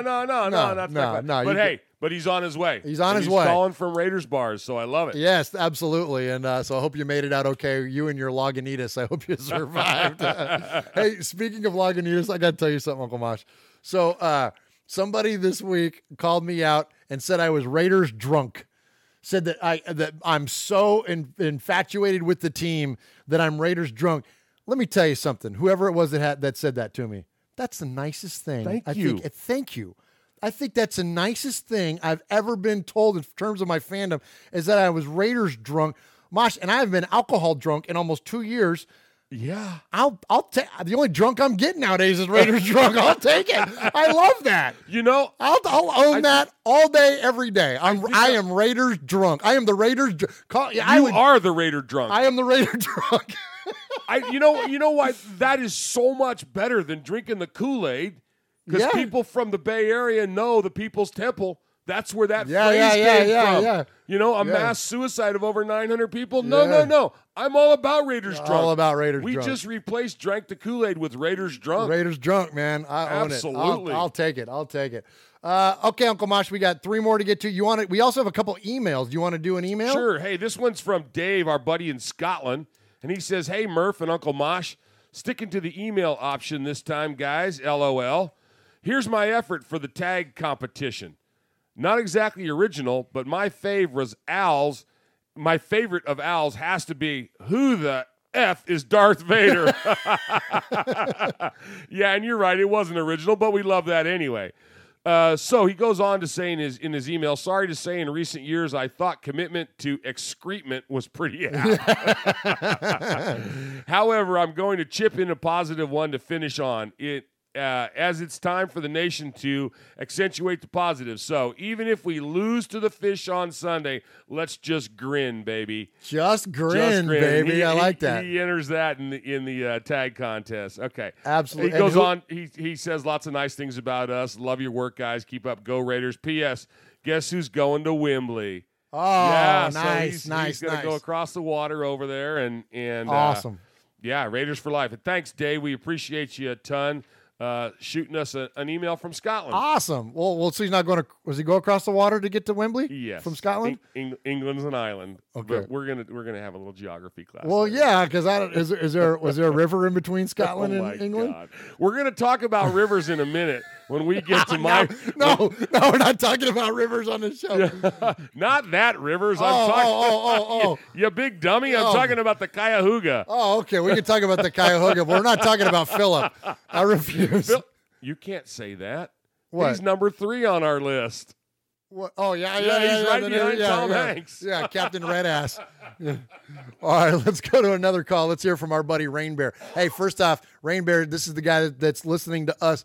God bless you, listening to us when he's recovering from a stroke.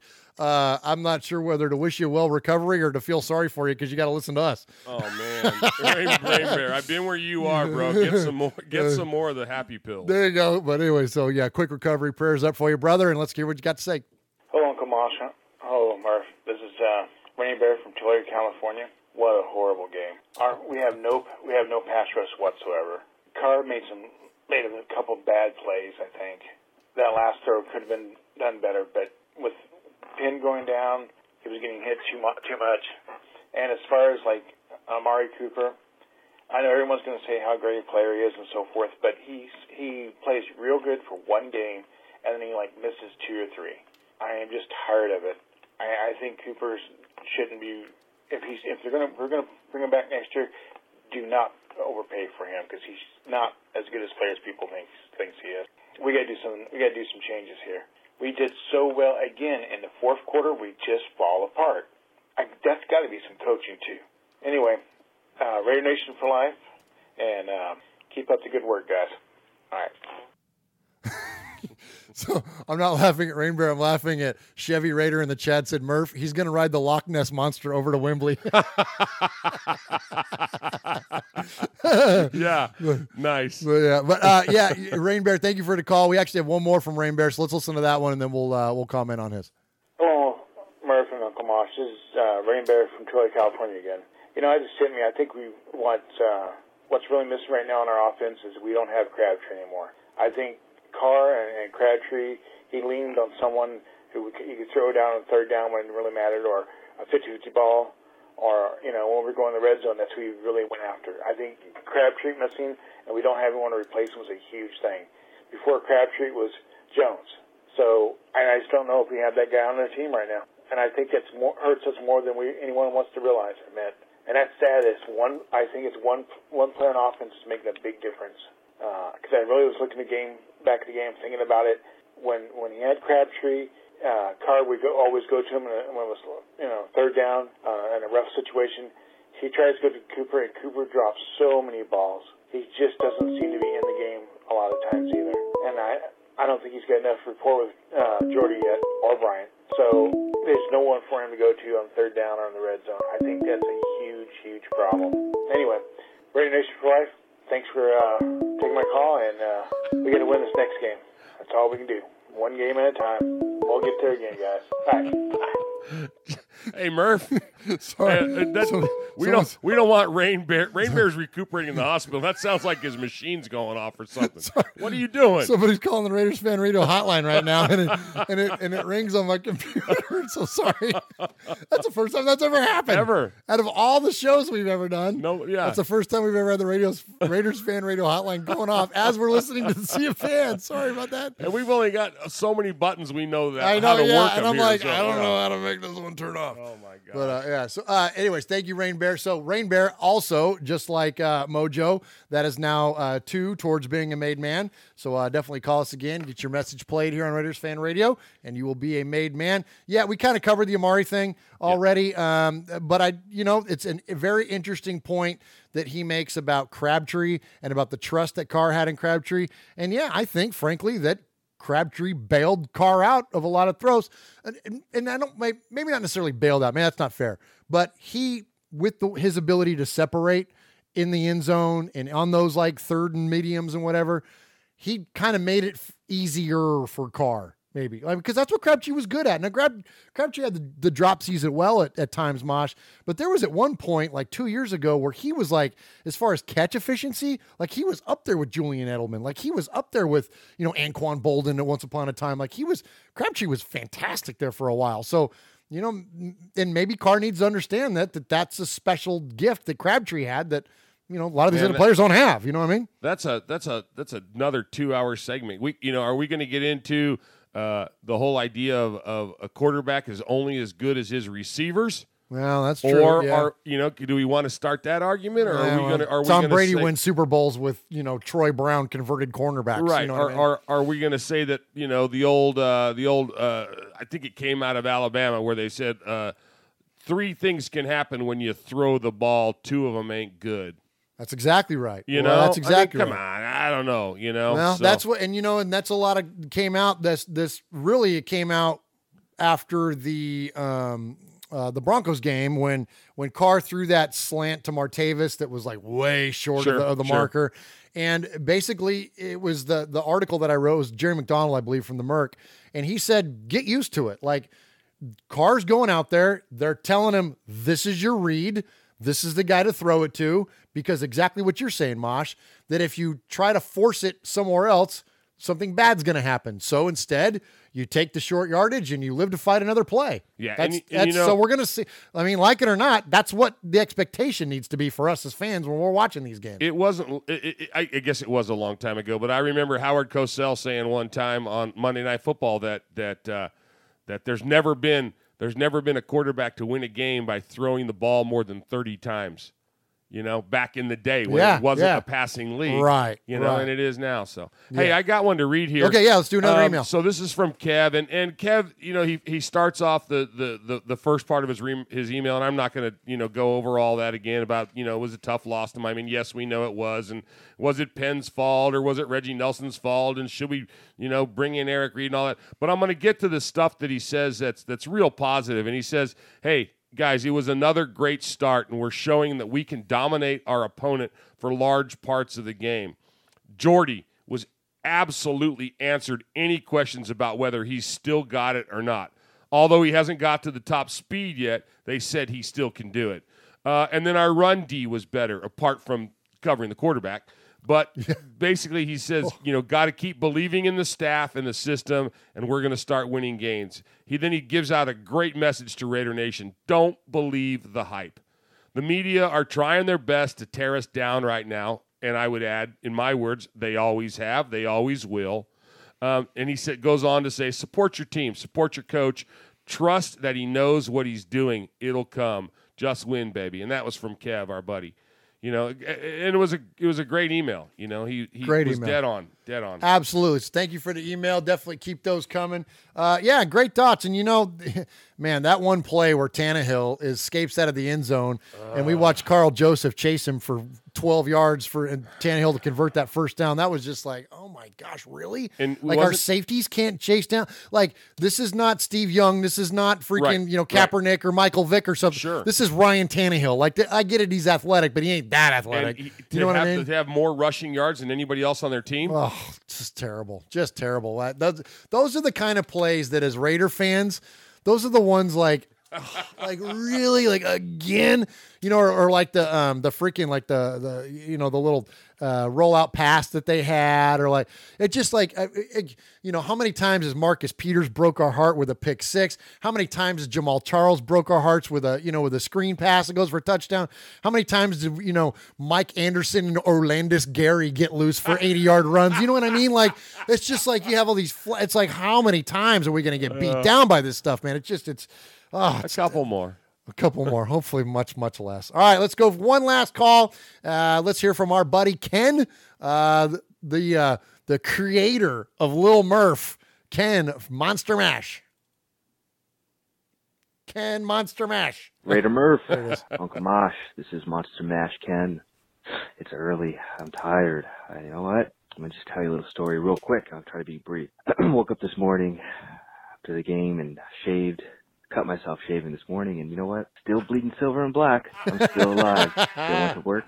Kiss my kids goodbye. Kiss my wife goodbye. Got a job. I'm happy. Everything's all right. You know what? The Raiders lost again. We're 0-3. It's not what anybody thought we would be. I don't know what to tell you. I don't know what to tell anybody. Everybody's so negative about it, and it sucks. It's somebody crapped in our cereal. But what are we gonna do? You know what? We just got to keep cheering. It's a choice. I've been a fan since 1987, 88, and I've seen the good, I've seen the bad, and I've seen the ugly. And right now, it's a pretty ugly. I can see the potential of where we're trying to go, but it's just not there yet. So I was thinking about it, like, what are we going to do? What can we do? Who's to blame? Is it Carr? I love Carr. I'm glad he's our quarterback. I'm glad it's not anybody else. And I think Carr is putting a lot of weight on his shoulders, trying to do everything he can do. And you know what? He's throwing up 50-50 balls. I think that, you know what? Bryant, in that interception in the end zone, Bryant should have adjusted and either became a defender or got underneath that and caught that and brought it down. But he didn't. And that's it. Let's just say Carr does the opposite and throws underneath, and he's going to be eaten alive by the media. Okay, I digress. I think one thing maybe the Raiders should consider, or something that we just don't have that other teams have that continuously win, and there is just somebody that's electric and that just brings that energy to the team, whether it's on defense or if it's on offense. I don't know. I think it's somebody like a Le'Veon Bell. Like, why not? Somebody that, you know what, this guy's a home run hitter. We don't have a home run hitter. someone that's going to be dependable. Well, other than him not showing up at his own, practice. But I'm just saying, maybe it's somebody we need to look at where he's a game changer. That's what we need, a game changer. Carr can't do it on himself. He can't throw, he could throw the ball, but it's up to his other guys to catch it and to make the play. Okay. That's all I got to say for this week. As always, love you guys. Keep up the good work. I always look forward to hearing the podcast in the middle of the week and just get ready for the next week. Browns are going to be a tough matchup. I never ever thought I'd say that in the history of football, but Browns are going to give us a fight. But I think, I think we're hungry. It's the home game. That crowd is going to be hot. And I think we can get this game. We need this game. We need to go on this run here. And I believe in this team. All right, guys. Raider Nation for life. Take care. Raider Murph. All right, thank you very much, Ken. I appreciate the call. As always, that is Monster Mash Ken. A couple in the people in the chat there asking about the little Murph figure that I held up there. That's Ken made that. So go to Monster Mash Collectibles. He's got a Facebook page, and he does that stuff. He builds those custom action figures, and they're really, really cool. So Mosh, what do you think? What do you think about Ken's comments there? I agree. It would be nice to have somebody explosive like a Le'Veon Bell. The Raiders aren't going to give up the kind of value. Mikey, you're going to ask me a question, then talk over me. Well, I already know what you're going to say. We got that electric guy. Go ahead. We got him. He likes Skittles. Well, we got that electric player. Yeah, we got him. Let me say, I think to restate what Ken's saying, that explosive, like Marshawn's not that explosive guy that's going to go 80. He's the guy that's going to pound your face in for 3-4 at a time for an entirety of a game. I think he's talking about that. But here's what I would say: those guys aren't easy to find. No, it's not like you can just go get one. You know what I mean? Everybody right. would. You know what I'm saying? Sure. Yeah. You can't just draft them. No. Yeah. You just can't get, you know what I mean? And I don't think the Raiders are going to come off the kind of value that the Steelers are going to want for a Lev Bell. But, but I'm with you though. And I would say this, Jordy was explosive as heck in that game. Absolutely. He was amazing in that first quarter. Now, granted, I'm sure he would probably want back getting chased down by linebackers from behind. You don't want, when you're a number in the 80s, you don't want to get chased down by numbers in the 50s. Right. But still, I mean, Jordy was freaking amazing in the first half of that game. So anyways, thanks for the call. We are Metallica, and we are here for your Oakland Raiders! You know why we are here, and we ain't playing around today. From The Walking Dead to errant Jedi Knights, Raiders fans are a rogues gallery.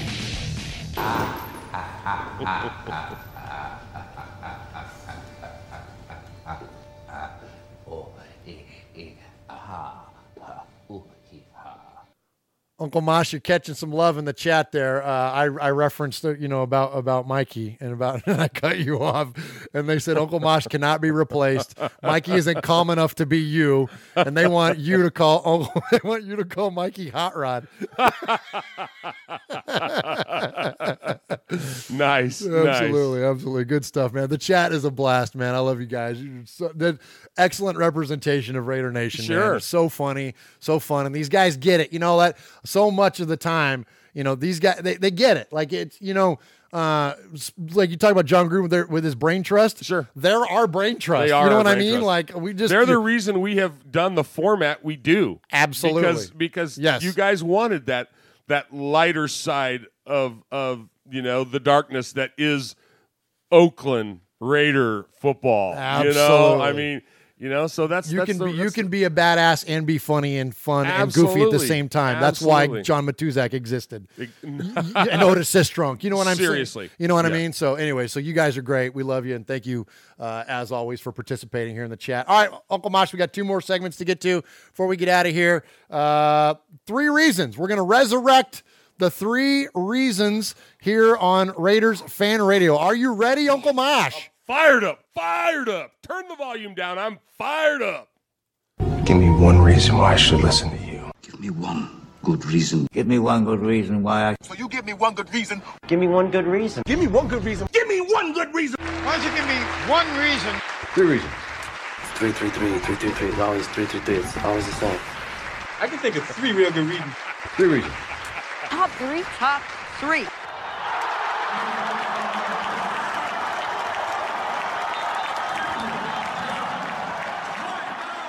All right, Uncle Mosh. So for this segment, or all right, listeners, Uncle Mosh, you know how the segment works. I know how it works. Thankfully. So for our listeners, so what we do with this segment is that we take 3 reasons why the Raiders will win and 3 reasons why their opponent will win. One of us gets the opponent, one of us gets the Raiders, and then we switch off every week. So for this week, I'm going to take the Doo-Doo Browns, and you are going to take our beloved Oakland Raiders. Right. So for 3 reasons why the Raiders will beat the Browns, or do you want me to go first and give you 3 reasons why? Why don't you go first, and I'll give you the reasons why all right. in my rebuttal, and I'm going to get serious on this. I mean, I know I'm a goof, and I Yeah, have fun yeah, here, yeah. but I got stuff, man. All right. So for 3 reasons, so I'm representing the Browns. So the first reason the Browns will beat the Raiders, Baker Mayfield has the it factor. I don't know if you saw the Thursday night game or not. He was, speaking of electrifying, speaking of explosive, he is Brett Favre 2.0. He can make all the throws. He's not afraid to try to make all the throws.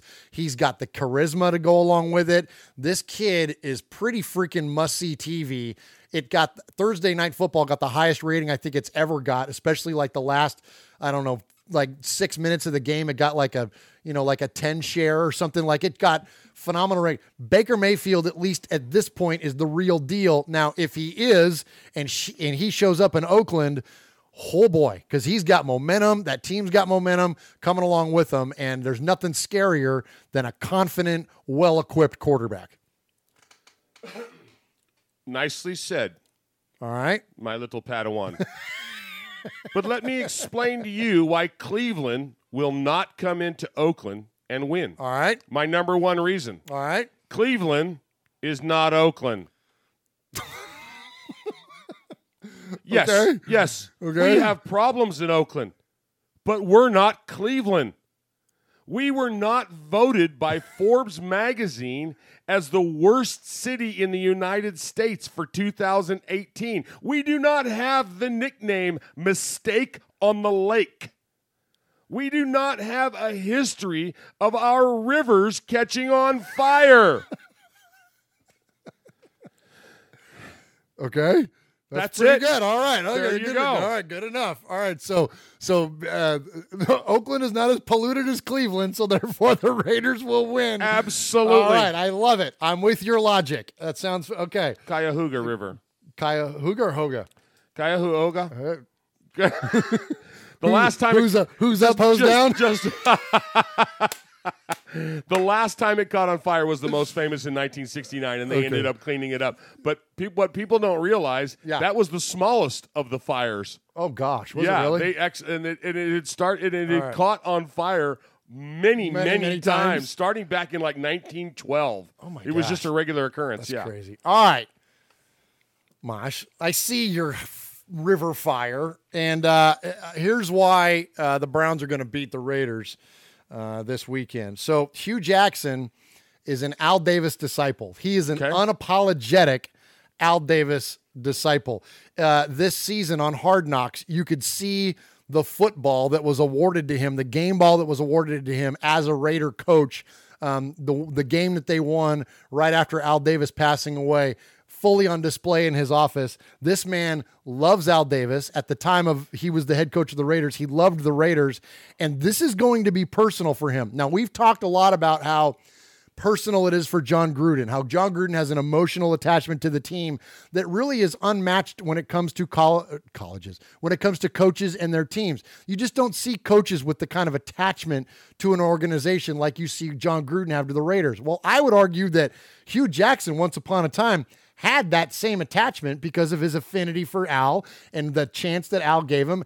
And that was the whole build the bully era of the Raiders. And we actually were on the right track and did pretty well until Al sadly passed away and everything kind of went to pot. But I think Hugh Jackson definitely has something to prove. He's got this hotshot quarterback now he's bringing into town, along with a pretty good football team.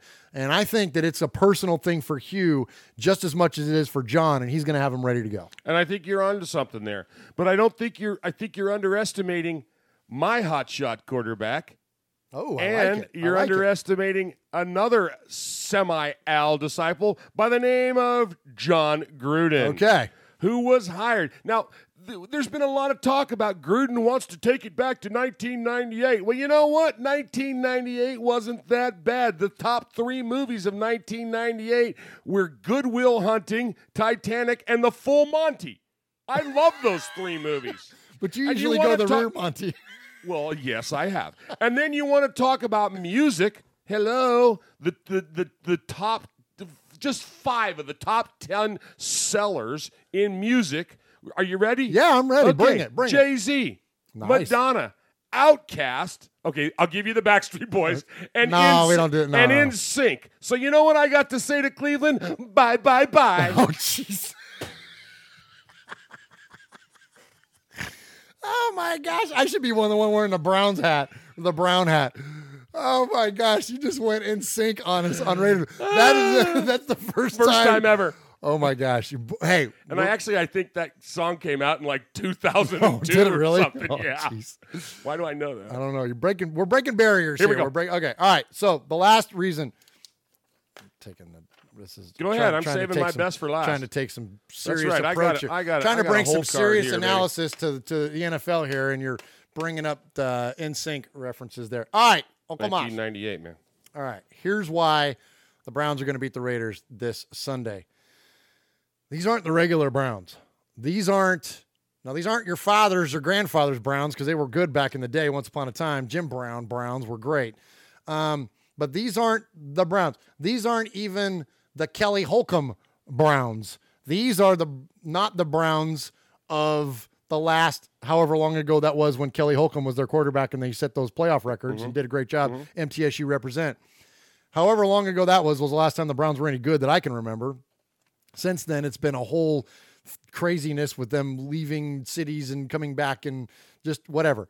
All right, so that's not these Browns. We're talking these Browns are this new quarterback. These Browns are Jarvis Landry. These Browns are, Myles Garrett. These Browns are, these guys, it's kind of sad that Joe Thomas retired when he did because the guy played his entire career with them, a Hall of Fame career, and they were awful. And now all of a sudden they're turning a corner and the guy's not around. Reminded me like what happened with Woodson a little bit. But anyways, the Browns are freaking good, man. Like they have, Duke Johnson is legit. Like, they have playmakers on this football team. And it's, when you first see the Browns show up on your schedule, we as Raider Nation automatically go, that's a W. Well, I'm not so sure because the talent level of this football team is way different than what we're used to seeing in Cleveland over the past, say, 10 years. I have a little bit of a problem with what you just said. Okay. And here's my little bit of a problem. Okay, tell me about your problem. Before he got into the business of killing his wife and other folks, O.J. Simpson was a heck of a ball player who played on a team that could never win the big one. The Browns. No, the Bills. The Bills. Fran Tarkington. How many times? 4? Did Fran Tarkington lose 4 Super Bowls? Francis lost 4, including one to us. 4 Super Bowls. Yeah. The best thing about Francis was his wife. And she had that illustrious career on television. She did? I didn't know that. Yeah. Kathy Lee Gifford. That's no, I'm Frank. Frank Gifford, Fran Tarkington. Fran Tarkington. Yeah. No. But I was going to bring up Frank Gifford next. So my point is this: genealogy. Oh no. Genealogy. Okay, give me the genealogy. We're going to win because of genealogy. Okay. Because of Mark Davis. Because of Sammy Davis Jr. Because of Gina Davis and because of Howell Davis. Now, everybody knows who Mark Davis is. Mark Davis has turned us into how many billions of dollars? $2.42 billion. Right. Sammy Davis Jr. was probably worth that much because he was one of the original Rat Pack. I met him in the tunnel between Harrah's and Harvey's when I was 10 years old. And never reported any of it. But what you don't know about Gina Davis from Thelma and Louise, the Long Kiss Goodnight. The plan. Great movie. Thank you, Hot Rod. Will you let me talk? The plan for Thelma and Louise 2 was because the car bounced. Oh, jeez. That's true. What you don't know is that Gina Davis actually was one of 300 people asked to qualify for the 2000 Olympics. No, I did not know that. You did not know that. No. She was an archer. Okay. She shot a bow and arrow. Okay. But the real reason we're going to win for our genealogy is Howell Davis. Howell Davis. Howell. Who the Howell Davis? Howell Davis died in 1719. He was shot to death, but Howell Davis was an actual pirate. He raided ships from England and from France. He was a Dutch pirate. Wow. That's right. The original Davis Raider. Boom. I drop my mic. Cleveland goes down. The mistake on the lake. Well done, Mosh. Well done. Well done. I can't argue that. I agree. Pirate logic trumps all when it comes to arguing why the Raiders are going to win football games. Man, was that a 9-minute bit? That was pretty. We went a long way for that one. But it's true. It really is. It really is true about Howell Davis and this guy. You're listening to The Violator, and I'm live on Raider Fan Radio. Where you at, baby?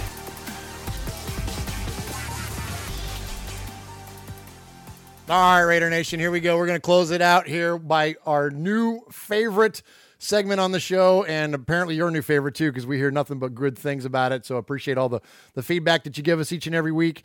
And we are going to see Uncle Mosh, who this week was tailgating too much.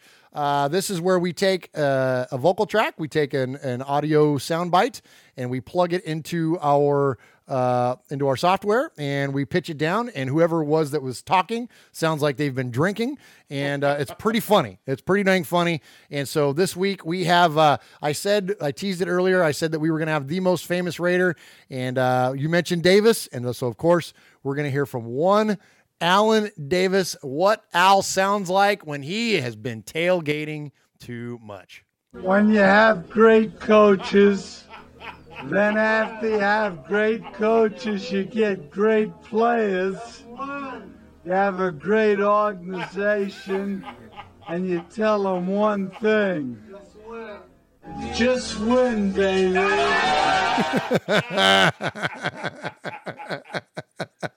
I love it. There you go. That's what Al sounds like when he has been tailgating too much. All right, one more that we're going to hit here before we go. And I mentioned we were going to feature one of the made men. So, Uncle Mosh, this is not only a made man on Raiders Fan Radio, this is a made man via interview here on Raiders Fan Radio. And I'm talking about the one and only member of the 501st, host of the Hair Metal Podcast, the End Zone, and numerous other shows on the Fandom Podcast Network. We're talking about our buddy Kevin the Raider Nerd. I choose to be a fan of the team. It doesn't matter where they play, and if you can go see an away game with the Raiders, you will see how many Raider fans show up. It just might as well be another home game for them. I love it. I'm going to play that one more time. Listen for the hitch in his giddy up on this. This is amazing. I choose to be a fan of the team. It doesn't matter where they play. And if you can go see an away game with the Raiders, you will see how many Raider fans show up. It just might as well be another home game for them. He says Raiders. Oh man! All right. He's funny. He's funny. That was good. So Kevin, I appreciate you guys being a good sport with tailgating too much. And if you call and leave us a message and you're a made man, just fair warning, you might end up tailgating too much here on Raiders Fan Radio. Uncle Mosh, we have gone, despite our best efforts, 2 hours again here on this show. Almost. Every week, Uncle Mosh and I get our rundown together and we go, okay, 90 minutes. If we don't get to this point by this time, we're going to cut segments out. Stuff. Yeah. Yeah, no, that didn't work. So here we are, 2 hours again. So thank you to you. There's so many of you that have been in the chat from the beginning all the way through. I can't scroll through and see everything, but the recent posts here, I see Chevy Raider, Mean 519, Ron, Aaron Q-Dog Raider, Chevy Raider, Who else am I missing? Charles Adams, I see there. I can't scroll up to see anymore. But so any of you all that have been in there with us from the get-go, thank you so much. We appreciate you. We couldn't do what we do without you. And man, like Uncle Mosh said earlier, man, it's all about Raider Nation, and it's more of you and less of us is a good thing. And so thank you so much for your participation, and thank you for all the likes and the subscribes and the downloads and the feedback and all that stuff. It is the best way to keep our show afloat, and we are so thankful for that. So if you I'll spit it out. So don't forget Murph's Fan Cave. If you're on iOS, just search for Murph's Fan Cave and you can find all of our shows. If you're on Google, you can do the same thing. You can search for Murph's Fan Cave, or you can download the Raiders Fan Radio app and listen to us that way. We are also on Stitcher. We are on Spotify. We are on iHeartRadio. We are on TuneIn. We are on Player FM. We are on everything. If it's a podcast service, you can find us.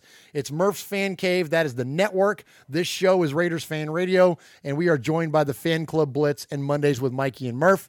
So you can check out all those shows on the Murph's Fan Cave feed, and you can absolutely what else was I going to say? Find us on YouTube. That's where a lot of you are watching us live. And so thanks to you. Now you see me, now you don't. There's another new name in there. Appreciate you guys checking us out, and I appreciate all of the support. Ernie Cortez, another one. See him coming back in. So thank you guys. And so Mosh, so we're going to give away this hat. We're going to give away this Carhartt hat. We're going to do our little March Madness break or bracket of taglines. And so for this week, we're going to have 2. Next week, we're going to have 2 more, and then we're going to compete them off. So let's go ahead and let's hear our ones for this week, and then we will hit the bricks. All right. So Jaspreet sent in a couple. He said, Brotherhood of the Dark World. Ooh. Or the Al Davis Regiment. I like that. I like that. Nice. These are the Brotherhood of the Dark World. That sounds like a Lord of the Rings villains or something. Yeah. It's a silver and black adventure. Ooh. That would be good on the show. That would be good. Silver and black adventure. Now who's that? Yeah, that was Paul. Paul sent that in. Paul, silver and black adventure. That is pretty cool. That's a good slogan for the show. Very nice. Yeah. Adnan sent in 3 of them. He said, Raiders Road to Glory. Raiders Return to Glory. Chucky's favorite car. Car, C-A-R-R. Nice. Yeah.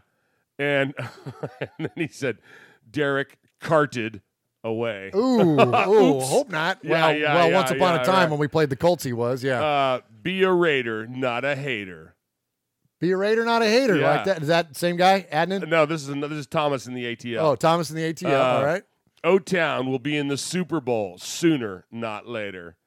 You know? Oh, nice. Okay. Good. And then, of course, Dave from Scotland, he had his just grin, baby. That was good. So getting down to the 2 that made it to These the are the finals. 2. All right, here we go. So here's the bracket number 1. So the East bracket. Okay. All right. Ain't nothing greater than an Oakland Raider. Nice.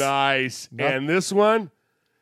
Now, who is that? Hold on. Oh, that was Rodney in Ohio. Rodney in Ohio is nothing greater than an Oakland Raider. I like nothing greater than an Oakland Raider. Nothing greater than an Oakland Raider. Okay. And Tom in New Jersey, our other finalist, Wield the Shield. Ooh. Strong, Tom. Wield the like little Murph here. Look. Yeah, look. like little Murph. Look. Like little Murph. Wield the shield. Man, that's Yeah. pretty cool. Mosh. Yeah. That's legit. And then, that goes up against Wilson over there. Oh, you see Wilson? Who knows? Yeah. Ain't nothing greater than an Oakland That's right. Raider. Wilson, always welcome on our show. Tom Hanks, not so much. Not so much. Okay, great job, guys. So we had Tom in New Jersey, and then what was the other name? Rodney in Ohio. Rodney in Ohio. You are the finalists for this week. We'll have 2 more next week, and we're going to give away this fine Carhartt hat. And thank you to the folks at Carhartt and 47 Brands for the hookup. And that's good stuff, man. So we look forward to giving those away. Uncle Mosh, great job tonight. 96 is done. 96 is done. Stick a fork in it. And hopefully the next time we talk to you guys, we'll have a W, because I'm going to bleep myself. And if you got kids in the car, then turn the radio down. All is going to break loose, Mosh, if we go 0-4. Like, if we think it's bad now, if we lose to the Browns for the 4th loss, whoa. We don't have enough shtick to handle. Oh my gosh. You're going to get, 190 minutes of 3 Reasons jokes next week. Because, it's going to be Mondays with Mike next week. And if I we promise go 0-4. not to get Linda Sebastian Tarkington mixed up with Kathy Gifford. Oh, boy, man. I'm telling you. It's going to be rough next week, man. I might have to take a week off work. Yeah. So let's